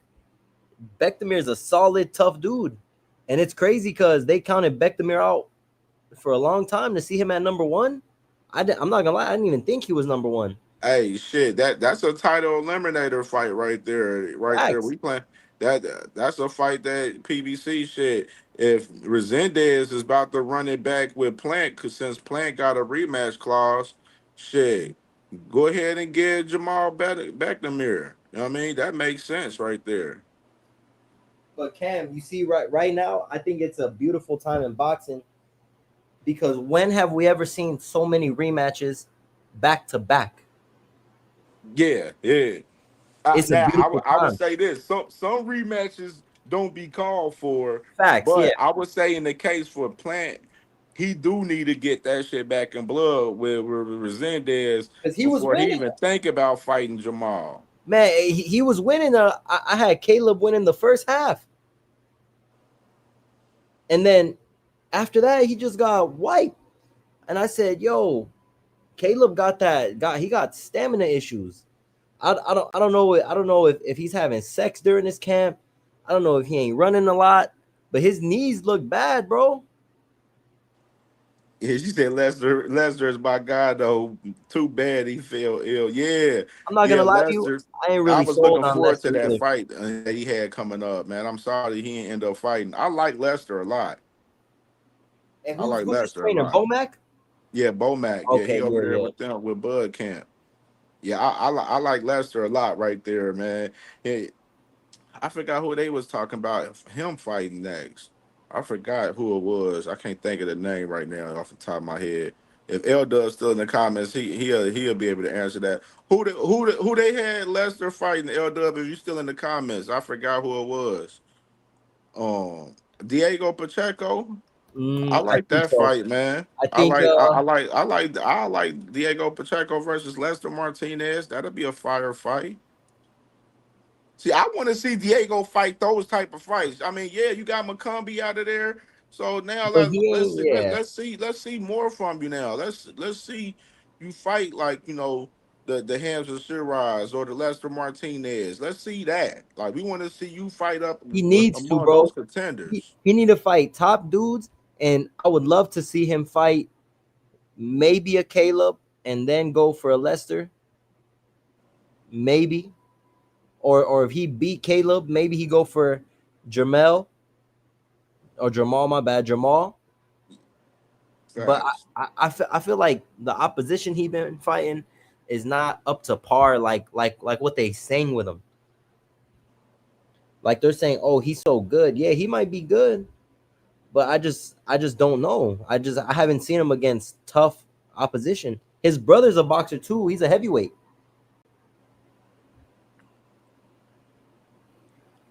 Yeah, Shopper said he's about to fight the Bombi, but the migraine thing popped up. Yeah. He had the migraines, and the migraines, shit. I can only imagine being a boxer with fucking migraines. So shit, You that wake up damn with sure wasn't some gonna shits. work out. I Yeah, wouldn't you have wake fought up with either. some shits. Ain't no fucking way. You fuck around, get sent to the hospital fighting with migraines, bro. Oh yeah, M Billy, yeah, Diego, yeah. They was just talking about Diego. Lester Martinez with M Billy, or is it Diego Pacheco? I think he's one.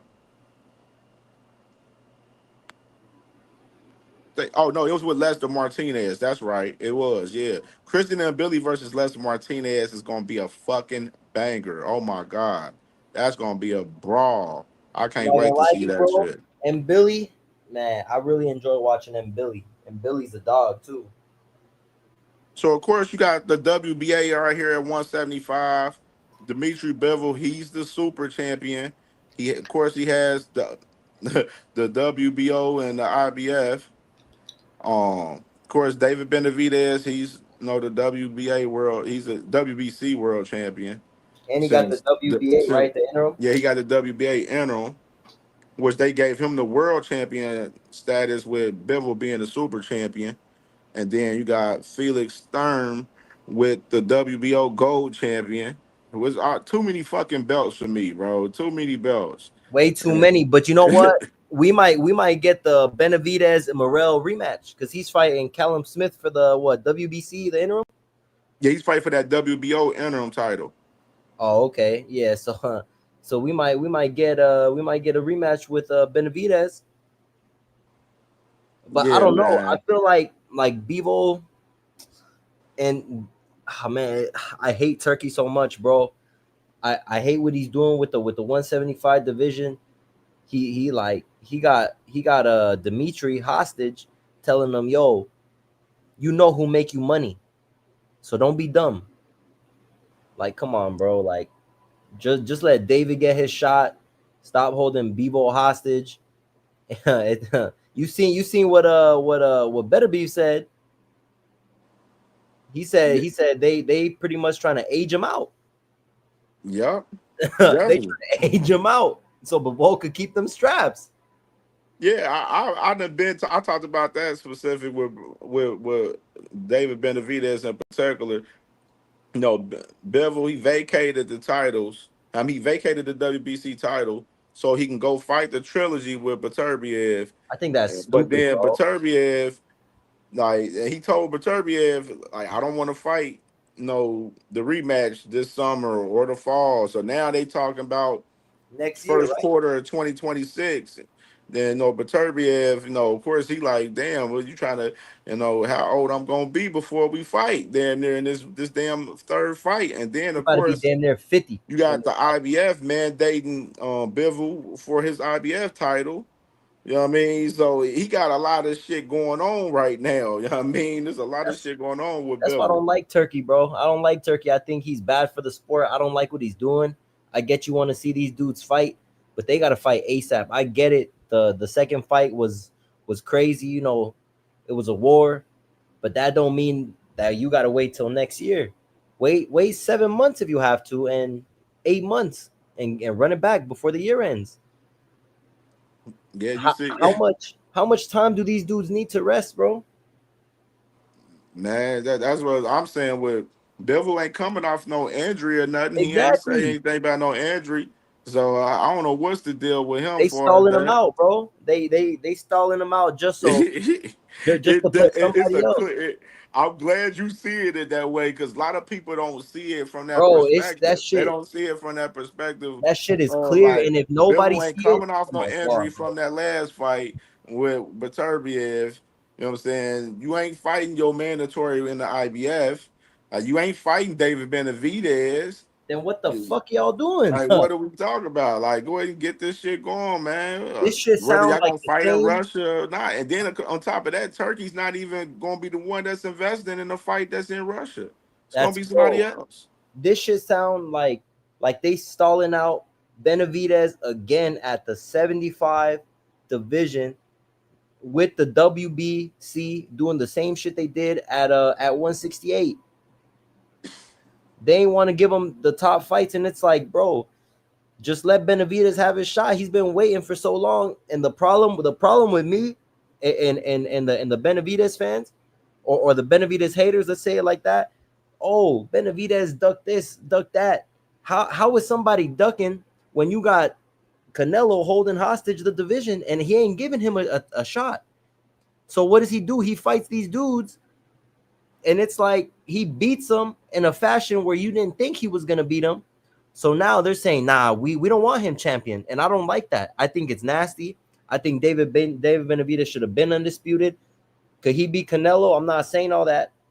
All I'm saying is just give him the shot, and I feel like they robbing him of this shot. But I feel like David is already talking about jumping the cruiser to fight what's his name, Zurdo. Zerdo or Opatai. I would love to see him beat Zurdo and then go for Opatai. That would be a banger. But I would love to see him get undisputed at 175 and then move up. Because I don't even think he was a. Oh yeah, he was just the WBC the regular champ, right? At 68.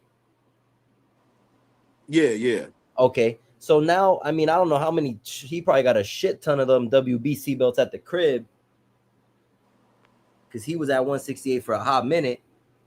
Yeah, says oh my God, Nello needs to move around. Why did he never fight in Billy when he was his man though too?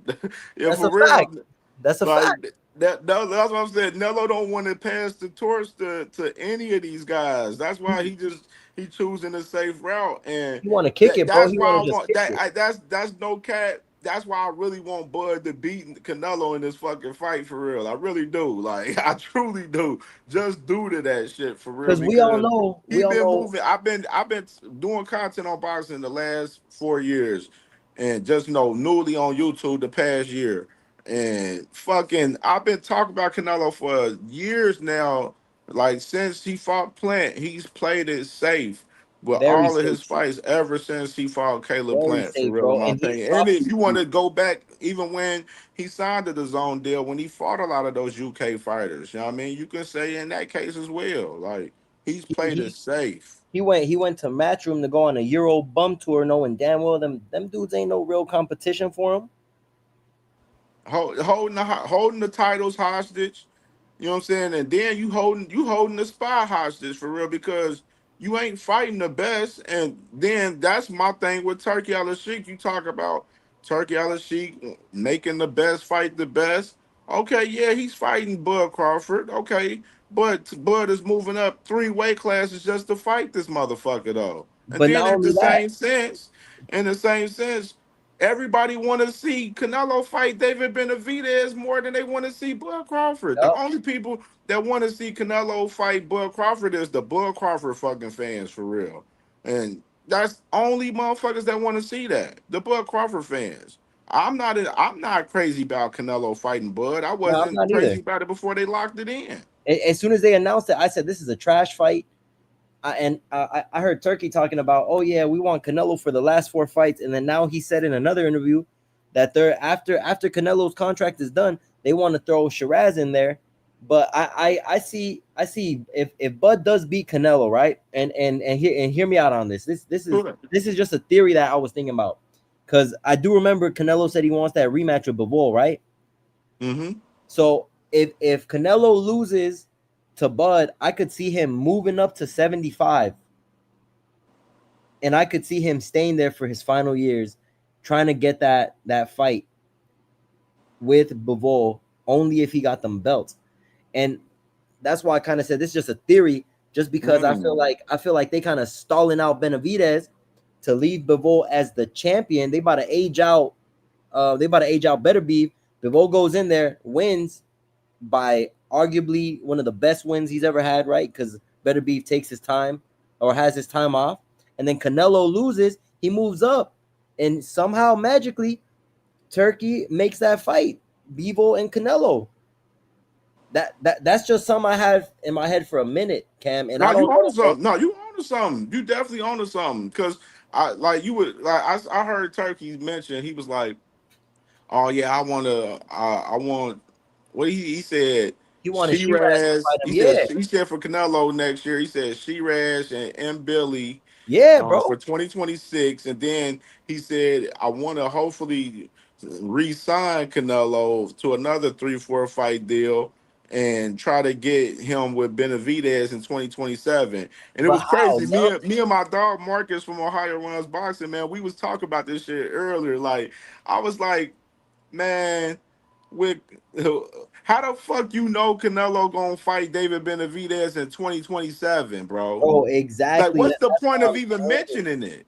But Like, it's it's no like, point of mentioning it. Like, bro, you we know what don't I'm saying? even Like, know. how the fuck you even know Canelo gonna sign back with you? He might not even sign back with you. Exactly. He might go somewhere else. But it Cam, it's some crazy. Like I ain't even like this is the first time I brought it up. You know what I'm saying? Because sometimes people be like, nah, you bugging out. That's a lie. You just don't like him. But it's like, nah, you really gotta see it from a fan The logical perspective. perspective. And it's kind of like, I don't even want to say fan perspective. You got to see it in a sense of like what makes sense in boxing. Like if I was Turkey, if I knew I got Bebo in my hand, right? If I knew I got Bebo in my hand and I'm letting him know who making him the bag, and he better not betray me. And then I got Canelo over here when Canelo's been vocal about rematching Bebo only if it makes sense. So the only time it would make sense is if he loses against Bud. We know damn well Bud ain't gonna defend it. So what's gonna happen? Them titles about to get dispersed. So 168 about to be hot again, and it's about to be like the 54 division popping. 68 about to be popping, and now that them belts are free, right? So what's Canelo gonna do? Is Canelo gonna refight all them dudes just to go back up to the top to get undisputed? Or does it make more sense for him to jump up to 75 where he been before, and he might take a fight like a easy fight? I don't even want to say easy fight. He might take a Anthony Yard fight. You know what I'm saying? He might take a Lyndon Arthur fight just to get acclimated again, and he might knock one of them dudes out. He might even fuck around and fight David Morrell Jr. if he's still there before David Benavidez, because that's how I see him. But it's just some shit that I was thinking about, bro, and I'm like, damn, Turkey really stalling them dudes out, and it seems like Turkey's playing favoritism. And it's like you said, Cam. Turkey said, I would love him to fight Benavidez. We know damn well Turkey don't want him to fight Benavidez. He'd rather him fight Bebo. Why? Because it makes more sense. Because Bebo is with him. Absolutely. Benavidez ain't with them. Benavidez, if they make that fight, what's gonna happen? PBC about to advise him, yo, you better get Canelo to come over here. We ain't sending you, Facts. bro. That's a money fight. That's a huge money fight. And yeah, people might be like, yo, nah, this dude's a hater, but it's just facts, bro. Like I'm seeing this shit in a sense of Turkey really using manipulation, because we've seen it in the past. Turkey the type of dude to fabricate shit, bro. Turkey the type of dude to steal information and go out and put it on Ring Magazine and not give credit to the dude that really put it out, aka Brunch Boxing. That's the way I see it, Absolutely. bro. Absolutely. Absolutely. And they be stealing my brother L Dub shit too. Oh, I know, bro. They They be be stealing stealing hella everybody's shit. shit. I mean people though, bro. Yeah, my boy Rob Rocker, he said if Canelo goes to 175, he needs to fight Benavidez or Beterbiev. Facts. He Yeah. better, bro. He better. Bevel, he got to fight one of them three. Bevel, Benavidez, Beterbiev. Shit. Morrell, if he beat Colin Smith, hey, I want to see him with Morrell. Shit, I I'm want to telling see you, him yo, fight one of Cam, I'm them telling you. guys. Canelo about to fight Morrell over Benavidez first, bro. Just He because definitely would. he He knows definitely damn would. well Benavidez got so many fights, which makes him more acclimated. And it's like, bro, the way he looks, Benavidez, he looks like one of them dudes who just sits down on the couch and just eats chips, bro, all day. Man, That's this man Canelo on his way out, man. oh, That's what it is. He on his way out. and he trying to 2026 take it may be easy. his last motherfucking year. Like these next three fights in this turkey deal that he got with Bud, and then the other two, this probably it for him. This is it, and he gonna choose. If he gets the win versus Bud, he may choose a Shiraz, cause he probably looking at Shiraz like he can beat Shiraz for real, cause Shiraz ain't fought at that level. Nah, he hasn't. But you see, Turkey got Shiraz as his guy, and we seen it in the Adames fight, and it's crazy because people automatically forget. But Turkey's the face of boxing, right? Yet they forget to say the antics he be doing in Saudi Arabia. He don't be doing that shit in the States, bro. He only does that shit in Saudi Arabia. And I don't blame Tank for saying he go over there, he might lose if he don't knock this dude out. I feel like that's what he's about to do with Benavidez.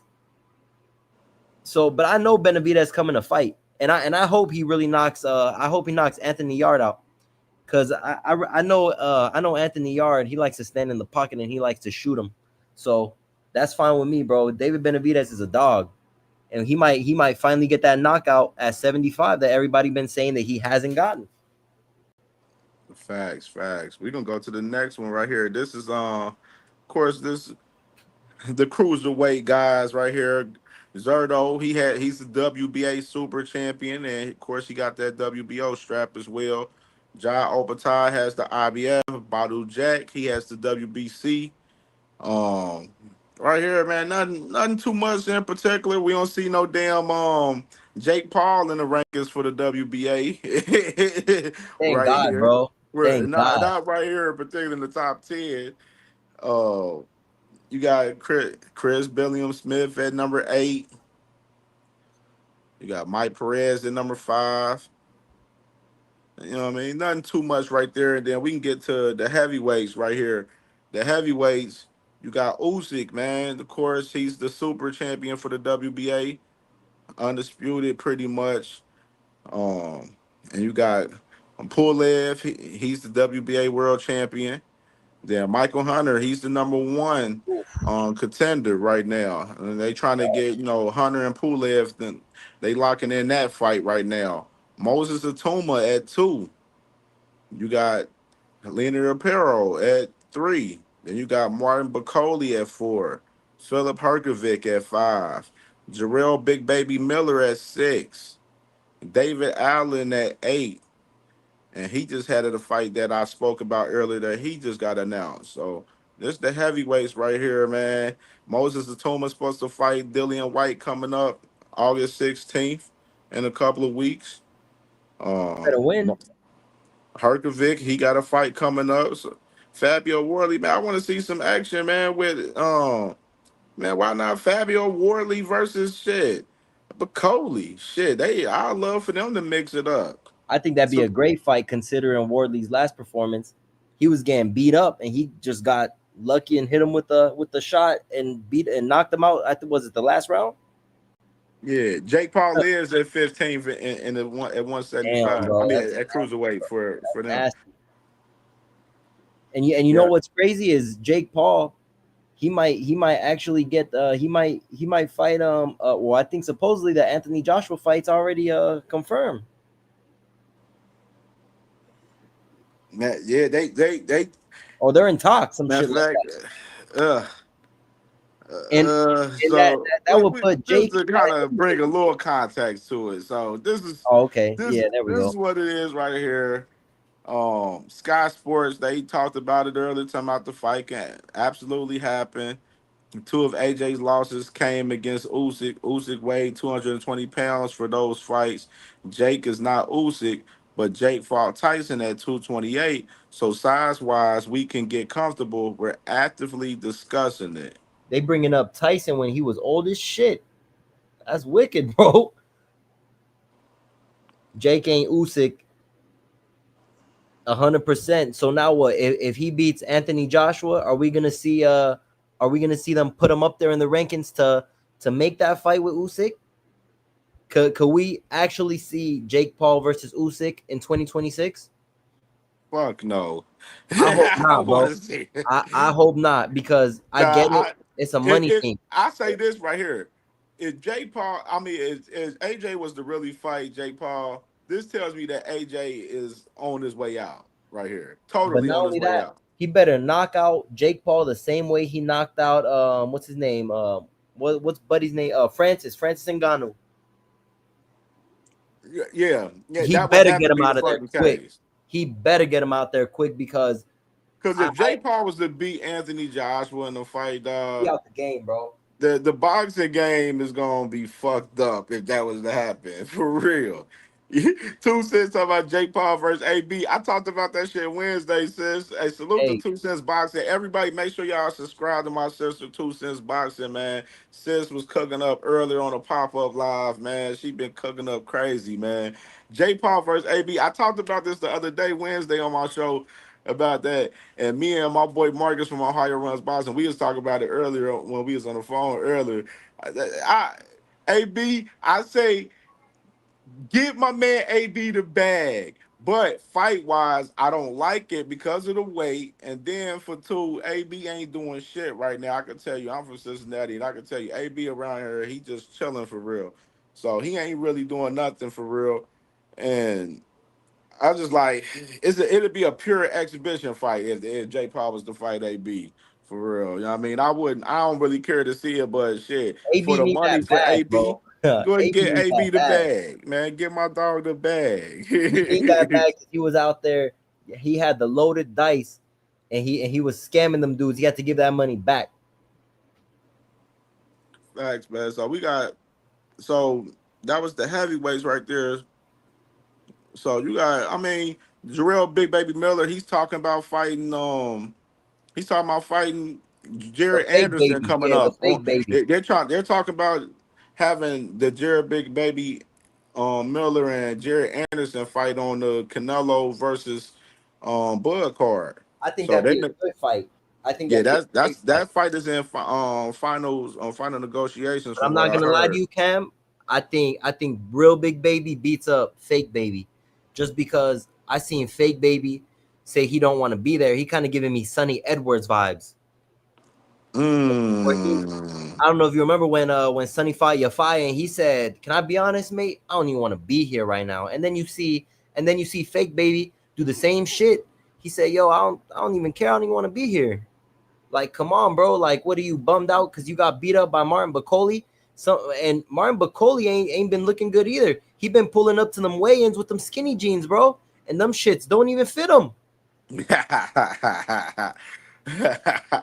Yeah, man. I'm up here with Jared Anderson, man. I just like when I showed the clip with Big Baby Miller last week on one of the shows where I was like, Big Baby Miller, he energized about to fight Jared Anderson. Like, yeah, I told you I'll fight you. Like, he just said it all calmly. Yeah, like he Like he don't ain't care, sound he bro. didn't sound convincing like he really wanted to fight for real. And then I seen on Instagram a couple days ago on Big Baby Miller, he has his Vegas, his license from Vegas from the commission, and he said he ready to go, and he tagged Jay Prince and tagged Jerry Anderson name on there, and was like, "What's up with y'all? Why y'all quiet?" Like, so I don't know, but from what I heard from information, this fight is being negotiated right now for the Bud and Canelo card with Jarrell Big Baby Miller and Jared Anderson, man. So I don't know who gonna win that one, man. I don't know. I'm I not would gonna lie to take you, big. bro. I I'll got yeah, probably take Big Baby big. I Miller got right big now. baby. I ain't too confident as Jared Anderson, man. Fake baby looking like he don't even want to be here after he got beat up by Martin Bacoli, bro. And I feel like they should have never sent him over there, bro. Because Martin Bacoli at that time, they said, "Oh, Jared Anderson, he's so good, he's the next big thing. We're gonna put him up against Martin Bacoli." And he said, "Okay." And what happened? He got laid out. And I'm just like, damn, bro. Like they should have waited to make that fight. But I feel like he just went in there to take that money. I get it. You got children, but if you're smart, if your promotion is smart, they ain't gonna send you over there just to get that bag. They about to see if it makes sense. If the matchmaking is good, they gonna send you. But I feel like that was a mismatch. And after that, Bacoli, he got that big bag, and what he do? He came and got fake knocked out by what's his name? Damn, what's Buddy's name, bro? Joseph. Joseph Parker. Yeah, Joseph Parker. That was a fake knockout, bro. Man. He said he laid down for the bag, and I feel like they overpaying Bacoli so much. He probably got so much money right now, bro. He don't give a shit. So we gonna switch topics right here. So a little bit right here. I seen this earlier before I came on right here, man. So Ring Magazine, they said that 75% of our followers believe that we will see Canelo or Crawford hit the canvas for the first time based on votes on the Ring Magazine WhatsApp right here. And there's been a little conversation over the last 24 hours between, both of these guys. People was talking about both of these guys. They ain't never, been on the canvas. And now they up here doing a little study, little votes and stuff, talking about they believe one of these guys is gonna hit the canvas. So what you I think agree. about this, man? You I think one of agree. these guys gonna hit the canvas in this fight right If here? anybody gonna hit the canvas, it's gonna be Bud. Mm. We ain't never seen Canelo. I mean, what happened when he went and fought Bivol? Bivol punched hard, and he was hitting him. And what happened? He ain't full. He ain't bend. So they telling me that Bud, somebody who never fought at 168, is gonna go up there and drop Canelo. People don't realize that he moving up. Like you said, he moving up 3 weight classes. What is he gonna sacrifice to be up there? Is he gonna sacrifice that speed? Is he gonna sacrifice that power? Because we ain't see that power when he fought Israel Madrimov. He didn't even hurt him. I don't care how big he Absolutely. gets. That shit don't matter to me. He could get as big as he wants. Muscles in boxing don't mean shit. And realistically, a lot of times them dudes that got muscles, they're just doing 12 reps. They're doing 12 sets of 12 reps. Lightweight. That's all it is. That's why they look all blown up. So we Facts, about to bro. see everybody think just because Crawford in the gym putting on muscles, he might be doing 12 sets of the same shit, baby weight, to look like that. That's what half them dudes do anyways. But Canelo, I seen him running. And I ain't never seen Canelo run for any of his previous fights. And they posted it. He might run, but they really posting it. They really posting it that, and I think as much as people say Bud might win, I honestly think we're gonna see the best version of Canelo. I really believe it. I think we're gonna see a Canelo Amir Khan kind of fight. Man, that's why I say Canelo got a granted chance. Bro, he got the best I'm chin. with His two shit. cents. She said how Bud gonna get Canelo on the canvas. Exactly. That's really my question right there. Like I just don't see it. Like I Nah, don't see it. it's not realistic. It just doesn't sound good. To me, it doesn't make no sense. Somebody that never fought at 168, I feel like this fight was forced. And then I seen Rick Glazier talk about that shit, and in my head I'm like, ain't this the same Bud who said what 2 years ago? I would never go up to fight Canelo. Mm-hmm. I'm comfortable at 147. I can't even make that much weight. All of a sudden, he talked to Bill Haney, and he stated it in an interview. I think it was with Cigar Talk. Yeah, Bill told me Canelo was my fight. So all of a sudden, Bill is an advisor. Bill is a promoter, or what? Like, you about to listen to Bill, somebody who sent who let his son get beat up by Ryan didn't even throw in the towel because they got too much pride. Nah, it don't make no sense, bro. It don't make no sense.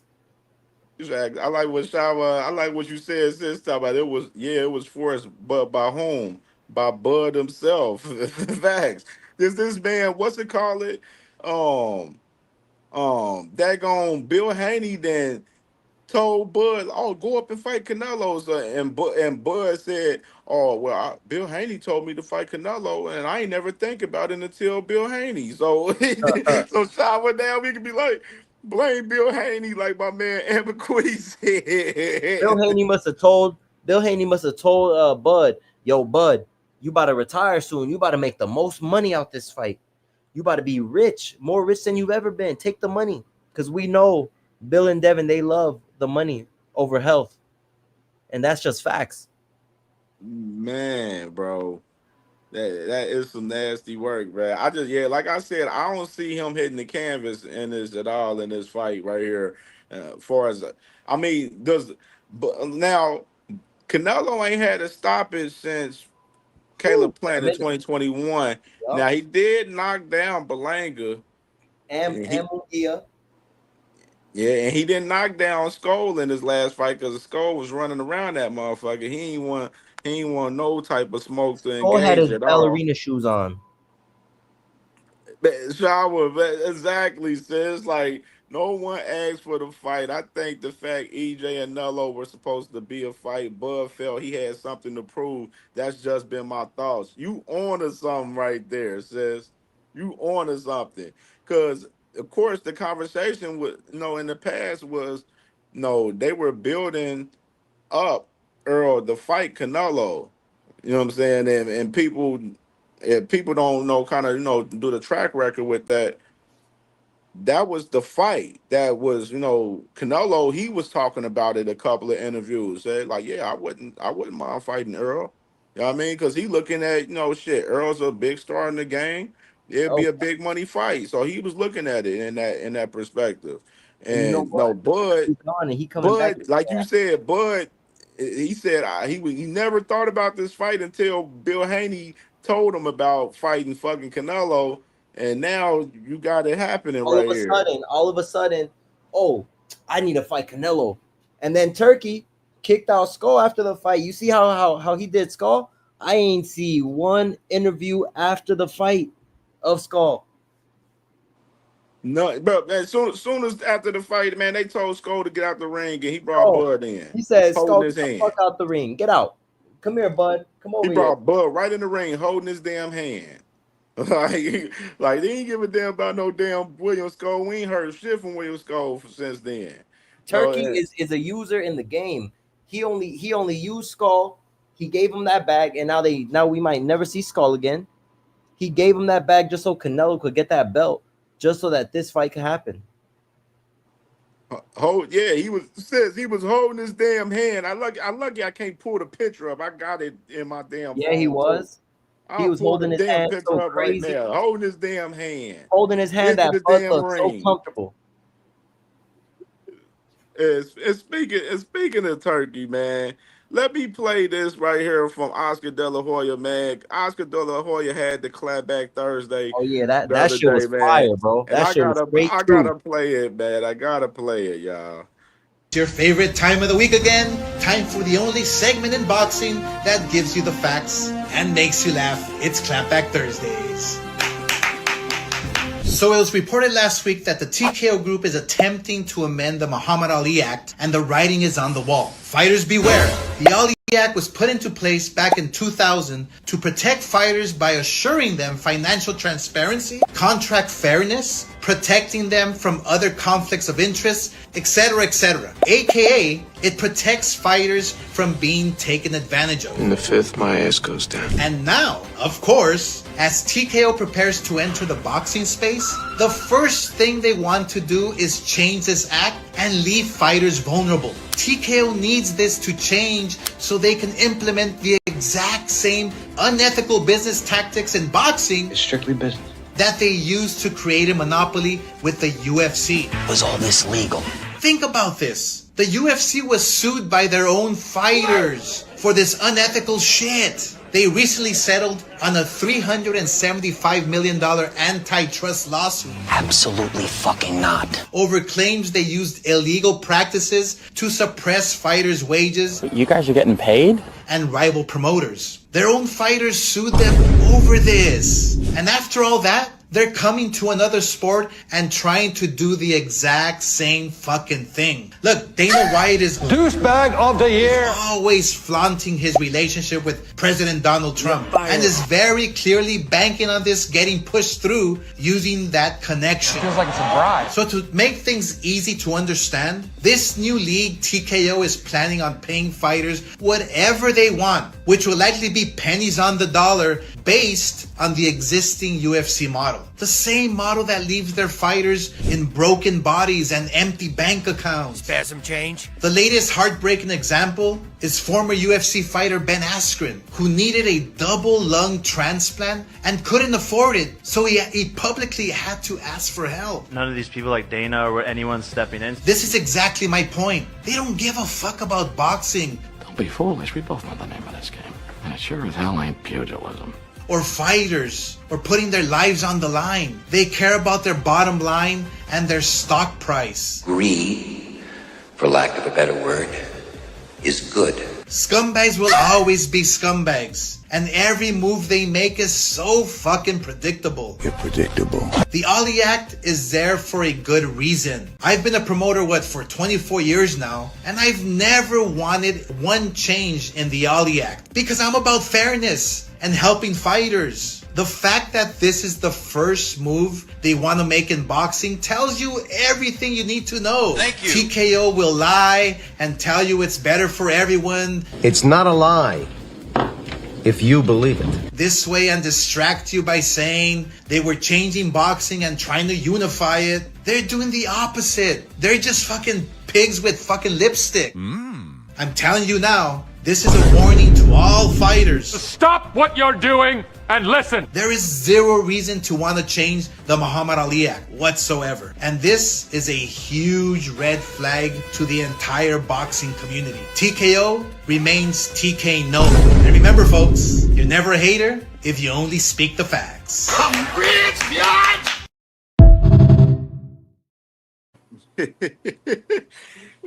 Man.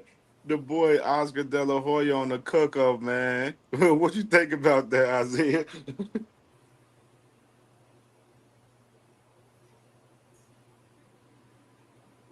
Yeah, bro. That shit right there with TKO boxing, man. I've been telling y'all, bro, since they talked about this TKO boxing shit starting up from Turkey Al-Sheikh and Dana White. I said, this shit not gonna fucking work, man. It's not gonna work. Nah, it's not. It's not, bro. But you know what? One thing about Oscar, he loves them net profit deals. I'll tell you that. Hey, some of these dudes, they probably signing them net profit deals. That's what Ryan and Devin did, and they ain't even make that much money that they thought they were gonna make. So man, I get it. Bro. I get it. The Ali Act to go and do some shady shit like that has to let you know right away that Turkey, he ain't care about the sport. Turkey don't care about these fighters' health. If he did, he would keep the Ali Act and they wouldn't be trying to do all these shady gimmicks. And what's next? TKO is gonna be only in Saudi? Like, come on, that's crazy. What 150 per round? Yes, says nasty work. Like that's what I'm saying. Like how anybody want to even fuck with this shit, man? Like they up here doing too much, man. It's just too much. Like look at my boy Rod Walker. Right? He said TKO is a slavery contract, premeditated bondage, and poverty on installment plan for fighters. You couldn't even say it any better, bro. This is exactly what it is, bro. It's exactly what it is. These motherfuckers, man, y'all cooking in the comments. Y'all cooking. Say, hey, Liv, you got to fight 15 times a year, bro. You really going to be fighting hella times. Like, what top boxers is gonna go over there to fight for what they trying to pay motherfuckers over here? And then all of y'all boxing fans, y'all, some of y'all motherfuckers be fugazi and be thrown off of what Turkey's throwing around all of this fucking money and shit. But right now, currently with this Ali Act, he's trying to dumb down the money for fighters and all of this shit right now. Like literally, like trying to really, like my man said right here, putting them in it's boxing and poverty pretty much. And like it's a pure installment plan because these guys gonna have to fight for years, fight after fight throughout every year just to get some real fucking money. They want the champion to get fucking up Knocked to out four for hundred thousand $100, dollars in the bro. league. $400,000 for your damn champion?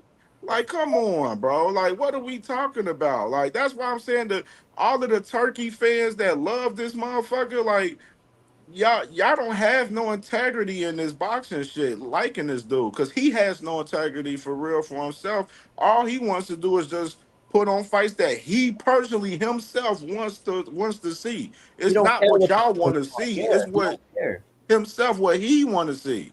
Turkey has never cared for anybody in the sport. One, he got fights in the middle of Times Square, private event for only fighters to show up and celebrities.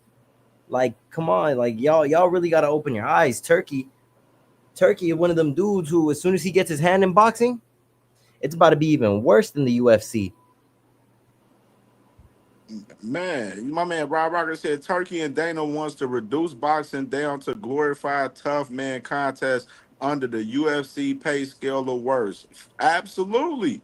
And nobody's not understanding this. That's like a lot of this shit with boxing, a lot of this shit is real common sense. It's real simple logic. This is simple logic pertaining to this whole TKO boxing shit trying to remove the Ali Act. Like they really trying to have a real low fucking pay scale for these fucking fighters, even more because Turkey been paying out millions and millions of dollars and been losing millions and millions of dollars in these fucking fights. So Saudi Arabia is pulling back on the money. You remember Shakur Stevenson? Well, after the Padley fight, when he was looking to fight Zepeda, he said He he wanted to went out double and down said on the himself. funds. He said, "Hey, Turkey trying to pay me less money than what I made in the Padley fight in my next fight." And that was just a short proof of what Turkey's doing. Like everybody was thinking, motherfucking Usyk made 132 million. Like, and then Mike Cabocher had to come out and say he only made 77% of that, 132 million. You know what I mean? So, like, a lot of the money that a lot of these boxing fans they be believing the shit putting out and thinking that Turkey's going to continue to put out millions and millions of dollars into these events.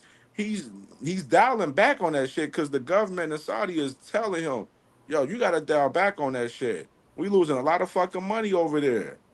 If you're gonna have some events, let us lose money in Saudi Arabia. We don't really want you losing all that fucking money. And if you're gonna lose money in America, it's gonna be on your own motherfucking dime.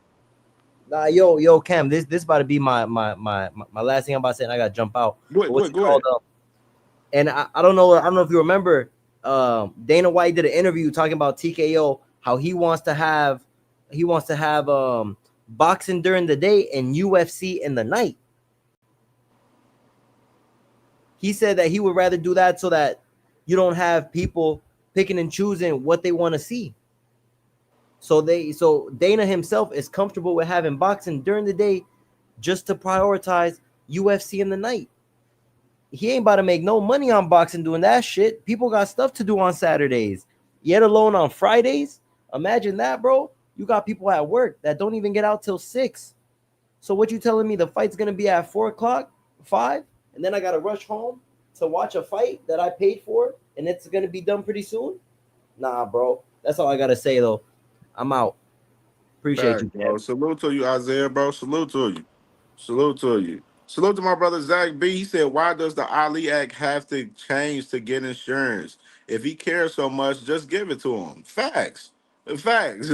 Like that whole insurance shit that they talking about, it was all just a blend in between what they trying to pay these fighters and what they trying to do, you know what I'm saying, overall. I mean, that it was all just to, just to blind some of the fans, you know what I mean, on the pay scale, what they're trying to pay these fighters in this new fucking league right here. And Michael Ware, I'm glad you're here. Michael Ware, did you see the video? Let me know in the comments. Did you see the video of Oscar De La Hoya talking about TKO boxing? Because you a guy, you like Turkey Al-Sheikh a lot. You definitely do. Let me know. Because I'll play that shit back for you for sure. Let me know. Sis said, I think he spent the money as a lure to get the public to buy in as well as to boost tourism. He claims the money wasn't shit. Facts. Facts. But you try, so they trying to boost Saudi Arabia with their tourism by having these fights over there. But you look at the fights in particular, it ain't people there at the fucking fights in Saudi Arabia. The people that are there, they're not in tune with the actual fucking fights that's going on. Shit, fucking Shakur Stevenson got booed after fucking stopping Josh Padley. Like, what the fuck? You would think they would have applauded the man for stopping Josh Padley, but they fucking booed him. You know what I'm saying? And they wasn't even making no noise throughout the whole day, throughout the fights, for real. The fights be quiet as hell. Like, it's not an eventful fight up there in Saudi Arabia. You know what I'm saying? To be up there too much, how it looked to me, I'm just in my personal opinion. I know other people may look at it different, but it's just me. Like, I don't like our American fighters fighting over there. That's just me personally. You know what I'm saying? Everybody may feel different, but at the end of the day, they gonna fight over there. They gonna fight over there. We gonna support them as they go over there and they do their thing, regardless. But at the same time, the tourism, the question is, how big is the tourism getting in Saudi Arabia off of them having these boxing events? I don't think it's doing shit over there, because I mean, shit, you can't smoke and drink over there, so like you can't really party and do a lot of shit that you want to do over there. So a lot of people from this way ain't gonna be wanting to go over there like that, for real, honestly. You know what I mean? Like, it's a deeper perspective with this shit, man. And the shit, like I said, it's common sense. Like, I'm pretty sure it's definitely stuff to do. It's do there, but people that want to go on a vacation somewhere, in outside of the country, they want to be able to have a little drink, relax, you know what I'm saying, and party a little bit. You can't do shit over there in Saudi Arabia from what they said.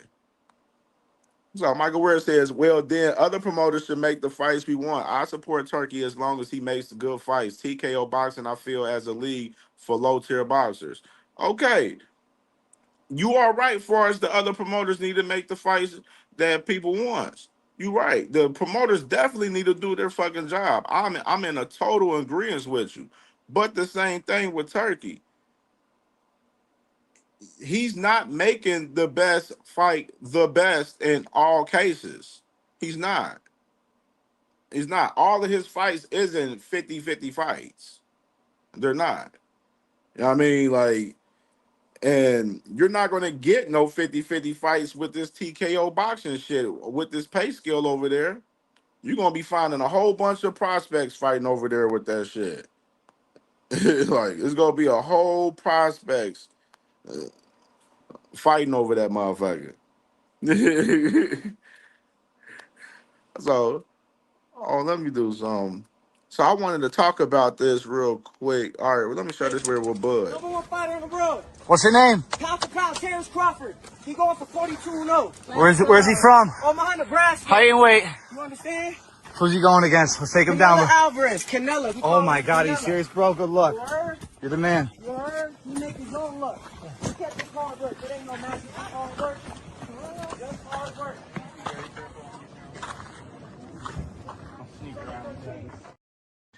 Yeah, they see Bud and the team, they getting, you know what I'm saying, they work out on over there, running down the mountain and everything. And then this troll, he acting like he ain't know that was Bud Crawford, but he was fighting on Canelo. You know what I mean? These dudes in the internet, bro, they be acting crazy, dog. They be acting crazy. Also, hold on, let me do something real quick while we at it. So I wanted to get into this. So the main topic, of course, like, what does it take to build a world champion? You know what I'm saying? And it's various things to build a world champion, as far as, them having, you know, the look, far as, marketability, of course, the talent, far as, do they amateur background? Do they have a real elite amateur background?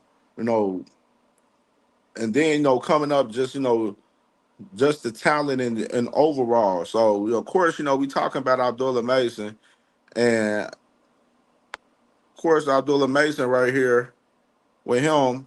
Of course, he's about to fight Sam Noakes coming up. He's 19-0, 17 knockouts, and we just gonna look at Abdullah's resume right here and recent timing right here. You look at it. He done fought, decent competition. You know what I'm saying? Overall, with Abdullah, Sam Noakes, they're fighting for that WBO 135-pound title right here, coming up November 22nd. And I think Top Rank has been doing a great job with building Abdullah Mason, with certain styles of fights. You know what I'm saying? When you build a fighter on up for as competition as a professional, you want to see them, you're going to give them certain styles, for future fights, for future opponents that's world class. And I think with the fight with like Johan Vasquez, like that fight in particular, Johan Vasquez with him, that was the fight that Abdullah got knocked down twice, and I think that fight was a fight that Abdullah needed. He needed that fight right there. Johan Vasquez, he's a guy that's 26-6. 21 knockouts. He got knocked out twice. Of course, one of them by Abdullah. And just, a little deep dive with him, since 2021. You know, fought Adrian Benton was 7-0. Fought Charlie Suarez that, just fought Emilio Navarrete, which is 15-0. You know, lost to, the guy Erdenbat, that's 7-0. By knockout. Then he went and knocked out a guy that was 30-0. And then, of course, he lost to Abdullah. So, like, the losses that he got, he's losing to, guys that got some talent. You know what I mean? That got undefeated records. And, some people, they'll look at Johan Vasquez record, they be like, oh, he ain't really like that for real 100%. But I'm just showing you in comparison to the style in particular for us with Johan Vasquez, this fight for Abdullah was a significant fight for Abdullah to build him into where he's at now, to where he's about to fight for a world title now. You know what I mean? And I want to show some footage right here of that fight in particular. And let me pull it up. And it's right here. It's froze. And I love his toughness because, again, he went down twice. First time ever in his career. I'm sure he ain't even. You see Vasquez, how conditioned he is, where his mindset is, and he's still in there trying to go for the kill. And then we gonna show the next round right here with Abdullah in this fight right here. And I love his.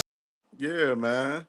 There you got it right there, man, with Abdullah Mason. Like I said, with Abdullah Mason, you need certain tests and certain fights and there's certain styles that's gonna build you into a world champion. And I felt like this fight definitely was that for sure. Like Abdullah Mason, I definitely feel like, with his amateur background, him winning, a lot of championships in the amateurs and on up now with a top rank, win after win, Abdullah Mason has, got better within each fight. And you see it after he fought after he fought Johan Vasquez, with that fight, he done fought Manuel James, Carlos Canales, Jeremiah Nakathila. He done retired Ornales and Nakathila, and he done cooked Manuel James already, you know what I'm saying? And that fight stopped him badly. So he done won, 3 times after the fight with Vasquez. He's still undefeated, and now he's fighting for a world title, man. And you just got to salute Top Rank for how they building Abdullah Mason right now. So I'm bringing this boy on, Mr. Mike, man. What you got to talk about on the boy Abdullah Mason?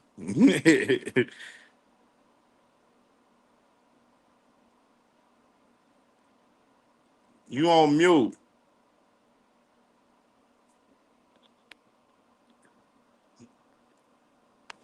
Facts. Got tested, yeah, and that's what it is. Like you gonna get tested in these fights, in every fight. You know what I'm saying? And like you look at a lot of guys' careers coming up. You know, certain fights.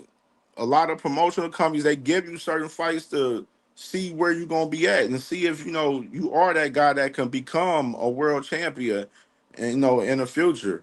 And I think they definitely did the same thing with Abdullah Mason. Top Rank, they've been building him amazing and not moving them fast. They moving them at the right pace. At the right pace. You look at Top Rank, they're one of the best matchmaking promotional companies in the game. And they definitely doing their thing, like doing their thing for us, the prospects. And if I'm a prospect, that's probably where I would go first for sure, just to build. To build over there at PBC, they're not, building too many fighters, even though they did just find a new prospect recently that's like 16 or 17 years old, I believe. Matchroom, they be building fighters as well. Like they be building fighters um as prospects. Golden Boy, they got few fighters that they building as well. And right here with Keyshawn, like Keyshawn, I Top Rank them move Keyshawn fucking well as well. Like he got moved along a little faster because he was in the amateurs longer than Abdullah. What I'm saying? Abdullah wasn't in the amateurs as long as Keyshawn was. And Keyshawn, they moved him a little faster because his amateur background, which is they typically do that with a lot of fighters, especially like the Cubans. You see a lot of the Cubans, you see they get moved faster because they didn't had a plethora of fucking amateur fights coming up and everything. So I feel like with Keyshawn, Top Rank that moved Keyshawn very well to where, with T.O. doing his little wild, weird shit that he doing and he on his way out of Top Rank, like, and Shakur going, and, of course, Lomachenko retired now, you know, shit, Keyshawn, he was supposed to be the guy. He was supposed to be the star for Top Rank. And with that last little incident, he pulled with Edwin De Los Santos, it's looking like, he right now he ain't he lost a little bit of that stardom a little bit, so he got to build that back for sure. And I think Keyshawn can definitely build it back for sure. What I mean, get back in there. I seen him on Instagram story earlier. He was chilling somewhere on vacation somewhere, and shit, Keyshawn, shit, get back out there. You going up to 140? Shit, I want to see Keyshawn definitely get a lot of that smoke at 140. There's some good fights at 140 for him for sure.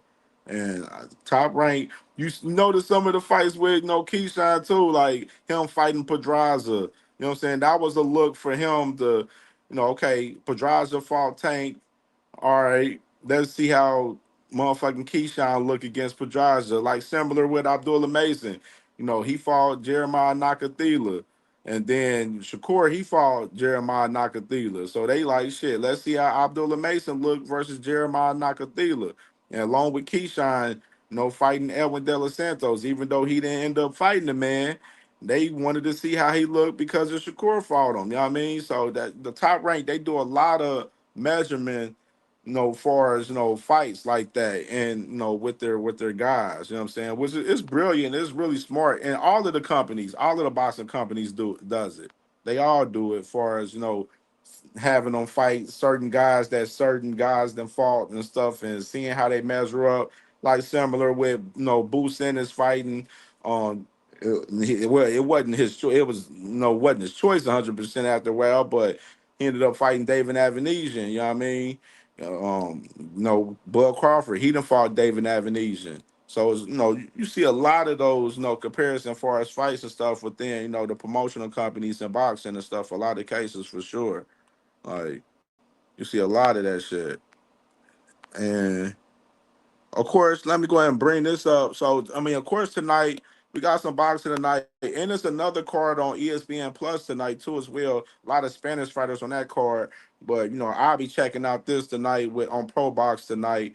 Um, you got these guys, your Bove, then Foster 3, then co-main event Castellion Bunch. So we got some good fights tonight on Pro Box. Pro Box always got some solid cards.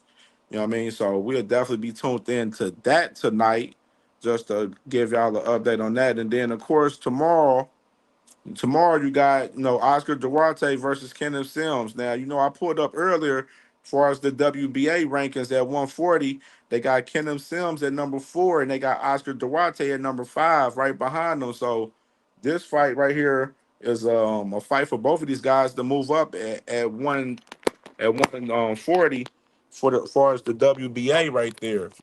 And then this is the rest of the card right here. You got the rest of the card. Of course, you got Regis Prograis fighting on Jojo Diaz. Then you got the guy Tristan Caltrukin, Caltru versus Kareem Hackett. Then you got the young boy Joshua Edwards, man. And McQueen, you mentioned his name earlier, bro. I'm definitely excited to see him, man. Joshua Edwards is a young prospect at the heavyweight division, man. And I'm definitely hoping that he can turn up in that heavyweight division and hopefully bring us, another American, champion here, man. We need another champion at the heavyweight division. Like we need one bad. And he's fighting Cayman Judy, and then you got Quinn Rankin, and then Yar and Benjamin in that last fight to start the night off tomorrow night on the Zone in Chicago. So all the Chicago people out there, man, y'all got a fight card tomorrow with Oscar Duarte and Kenneth Sims, man. This should be it's a nice card for real. If you look at it, it's a decent card. This the main card that we have for it as far as this weekend, for as boxing for real. Like it's a slow weekend of boxing.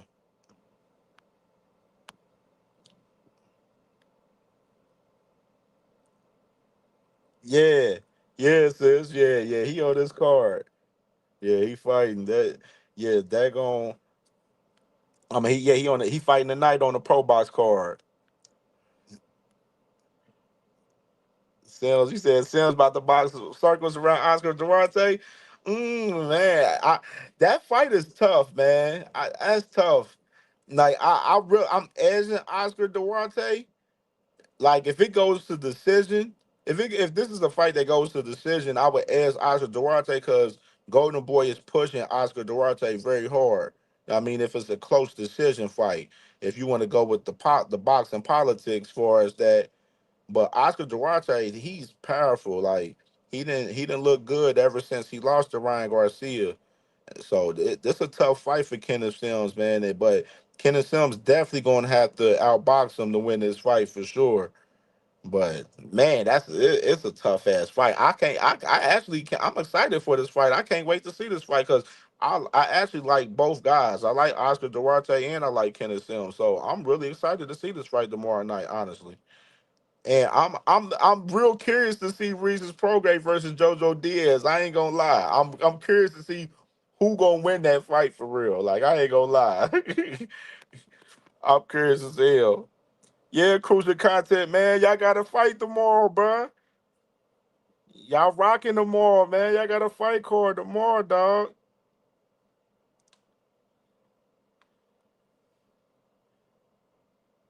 Yeah,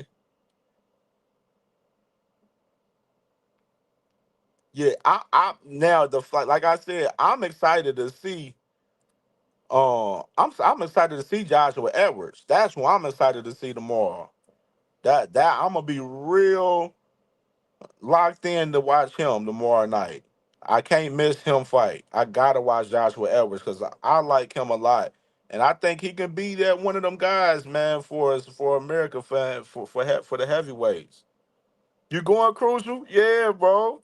Facts, bro. Like I talked about it earlier on the show.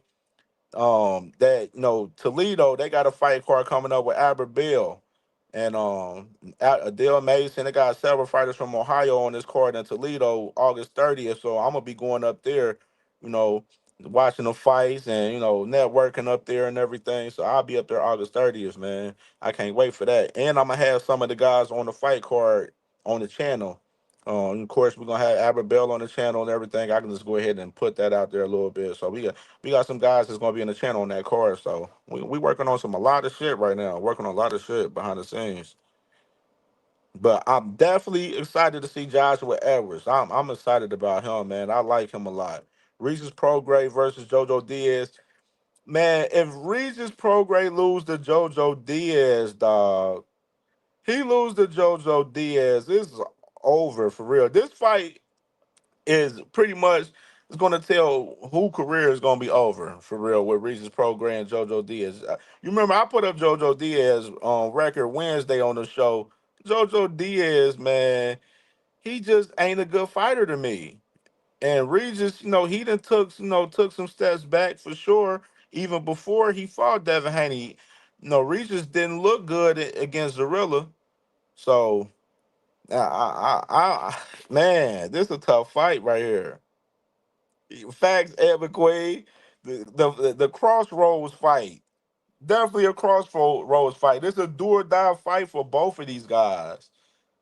And I'm taking Regis in this one. I'm taking Regis. I think Regis is gonna get the job done. He a little bit more talented than JoJo Diaz, in my opinions. A little bit more talented. I ain't like what I seen from JoJo Diaz in recent fights, for real. Hey, hey. Said, I already said I don't truly want to see Regis or JoJo no more. See, like the fact this is the only reason why I want to see the fight is because they fighting each other, and I want to see who gonna lose this fight. After that, I don't really care to see him unless the winner fights somebody valuable after that. But I don't care to see the fight honestly myself. But I am curious to see this fight. Who gonna win this though? Just because it's a do or die fight for both of them. Hey, Crucial, you stupid as hell, bro. You said two washed up southpaws. hey, now, Crucial. Now this fight end up being a draw, dog. I'm gonna be fucking pissed. I ain't gonna lie. I'll be pissed, bro. I'll be pissed. And I'll be ranting and raving on this shit Sunday on the show at 1 p.m. Sunday for sure, man, if it's a draw. I'm telling you. I'm telling you. I promise you. I promise you. And McQueen, my brother said, JoJo can fight. Dude has been hampered by outside activities. Blown up 140 pounder. Yeah. Yeah, man. I don't. Like, yeah, he has a little pedigree for us fighting, but just looking in recent fights, I don't like what I seen from JoJo. It's just he just been getting bad, and he been getting scraped up lately. Motherfuckers been washing them lately in fights. The last fight though, I think he fought on Pro Box. No, he didn't fight on Pro Box. My bad. He had like a small show. It was one. It was like one of the Golden Boy week like the one of them Thursday night shows, and he was main event. He fought in an 8 rounder, and he won. But it wasn't like the performance wasn't crazy at all for real. Like it wasn't nothing. We ain't see nothing from JoJo that made me look like damn JoJo need to be fighting no step up fights with no better competition.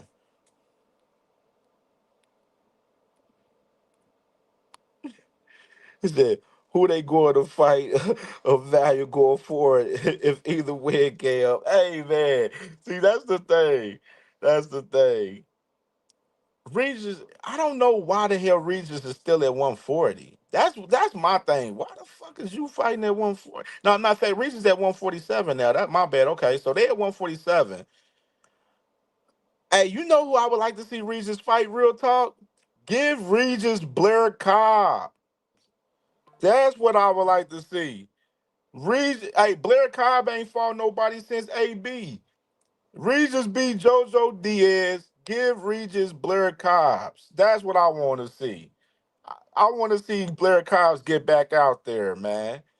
Regis versus Blair Cobbs. Lock it in. That's a perfect fight for Blair Cobbs right there. Regis Prograde.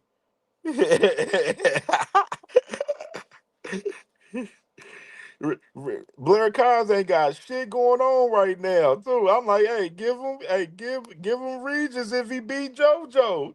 He said Blair knocking out Regis' teeth like he did AB.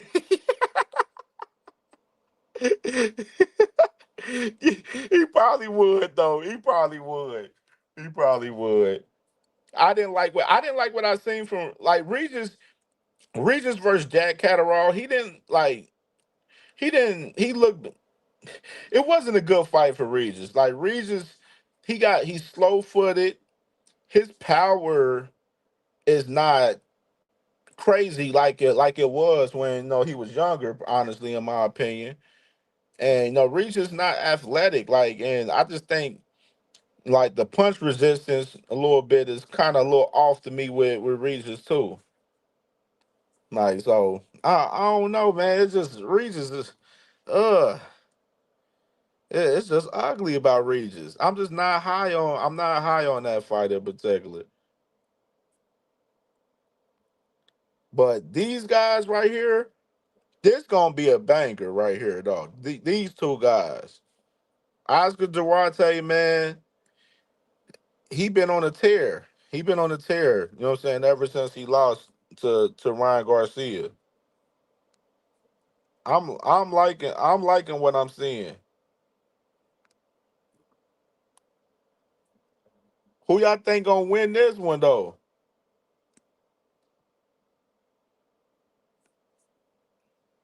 And matter of fact, I see my sister on right now. Hey, everybody go to Jag Queen Boxing channel right now. She about to be live interviewing Elijah Pierce. So everybody go over there. I'm about to go over there and watch sis. We over there watching sis interviewing Elijah Pierce right now on Jag Queen Boxing channel right now, y'all. So salute to y'all. Appreciate everybody that came on, man. And we'll be live Sunday at 1 p.m. We'll be live Sunday at 1 p.m. for the Sorry But Not Sorry Boxing Talk Roundtable Show. Y'all watch the show in the playback. Make sure y'all hit the like button and comment on any topic that we done covered on the show for sure. And you already know the vibes. We back at it Sunday. We gonna recap this fight right here with Oscar Duarte, and we're gonna recap the fights from Pro Box tonight too, Sunday at 1 p.m. So everybody make sure y'all be here at 1 p.m. Sunday. And we live every Wednesday at 6:30 p.m. Every Wednesday at 6:30 p.m. we live, man. Sorry but not sorry Boxing Talk Wednesdays, man. But we over there, we rocking with sis, Jag Queen Boxing. Elijah Pierce. Everybody tap in with sis. We over there.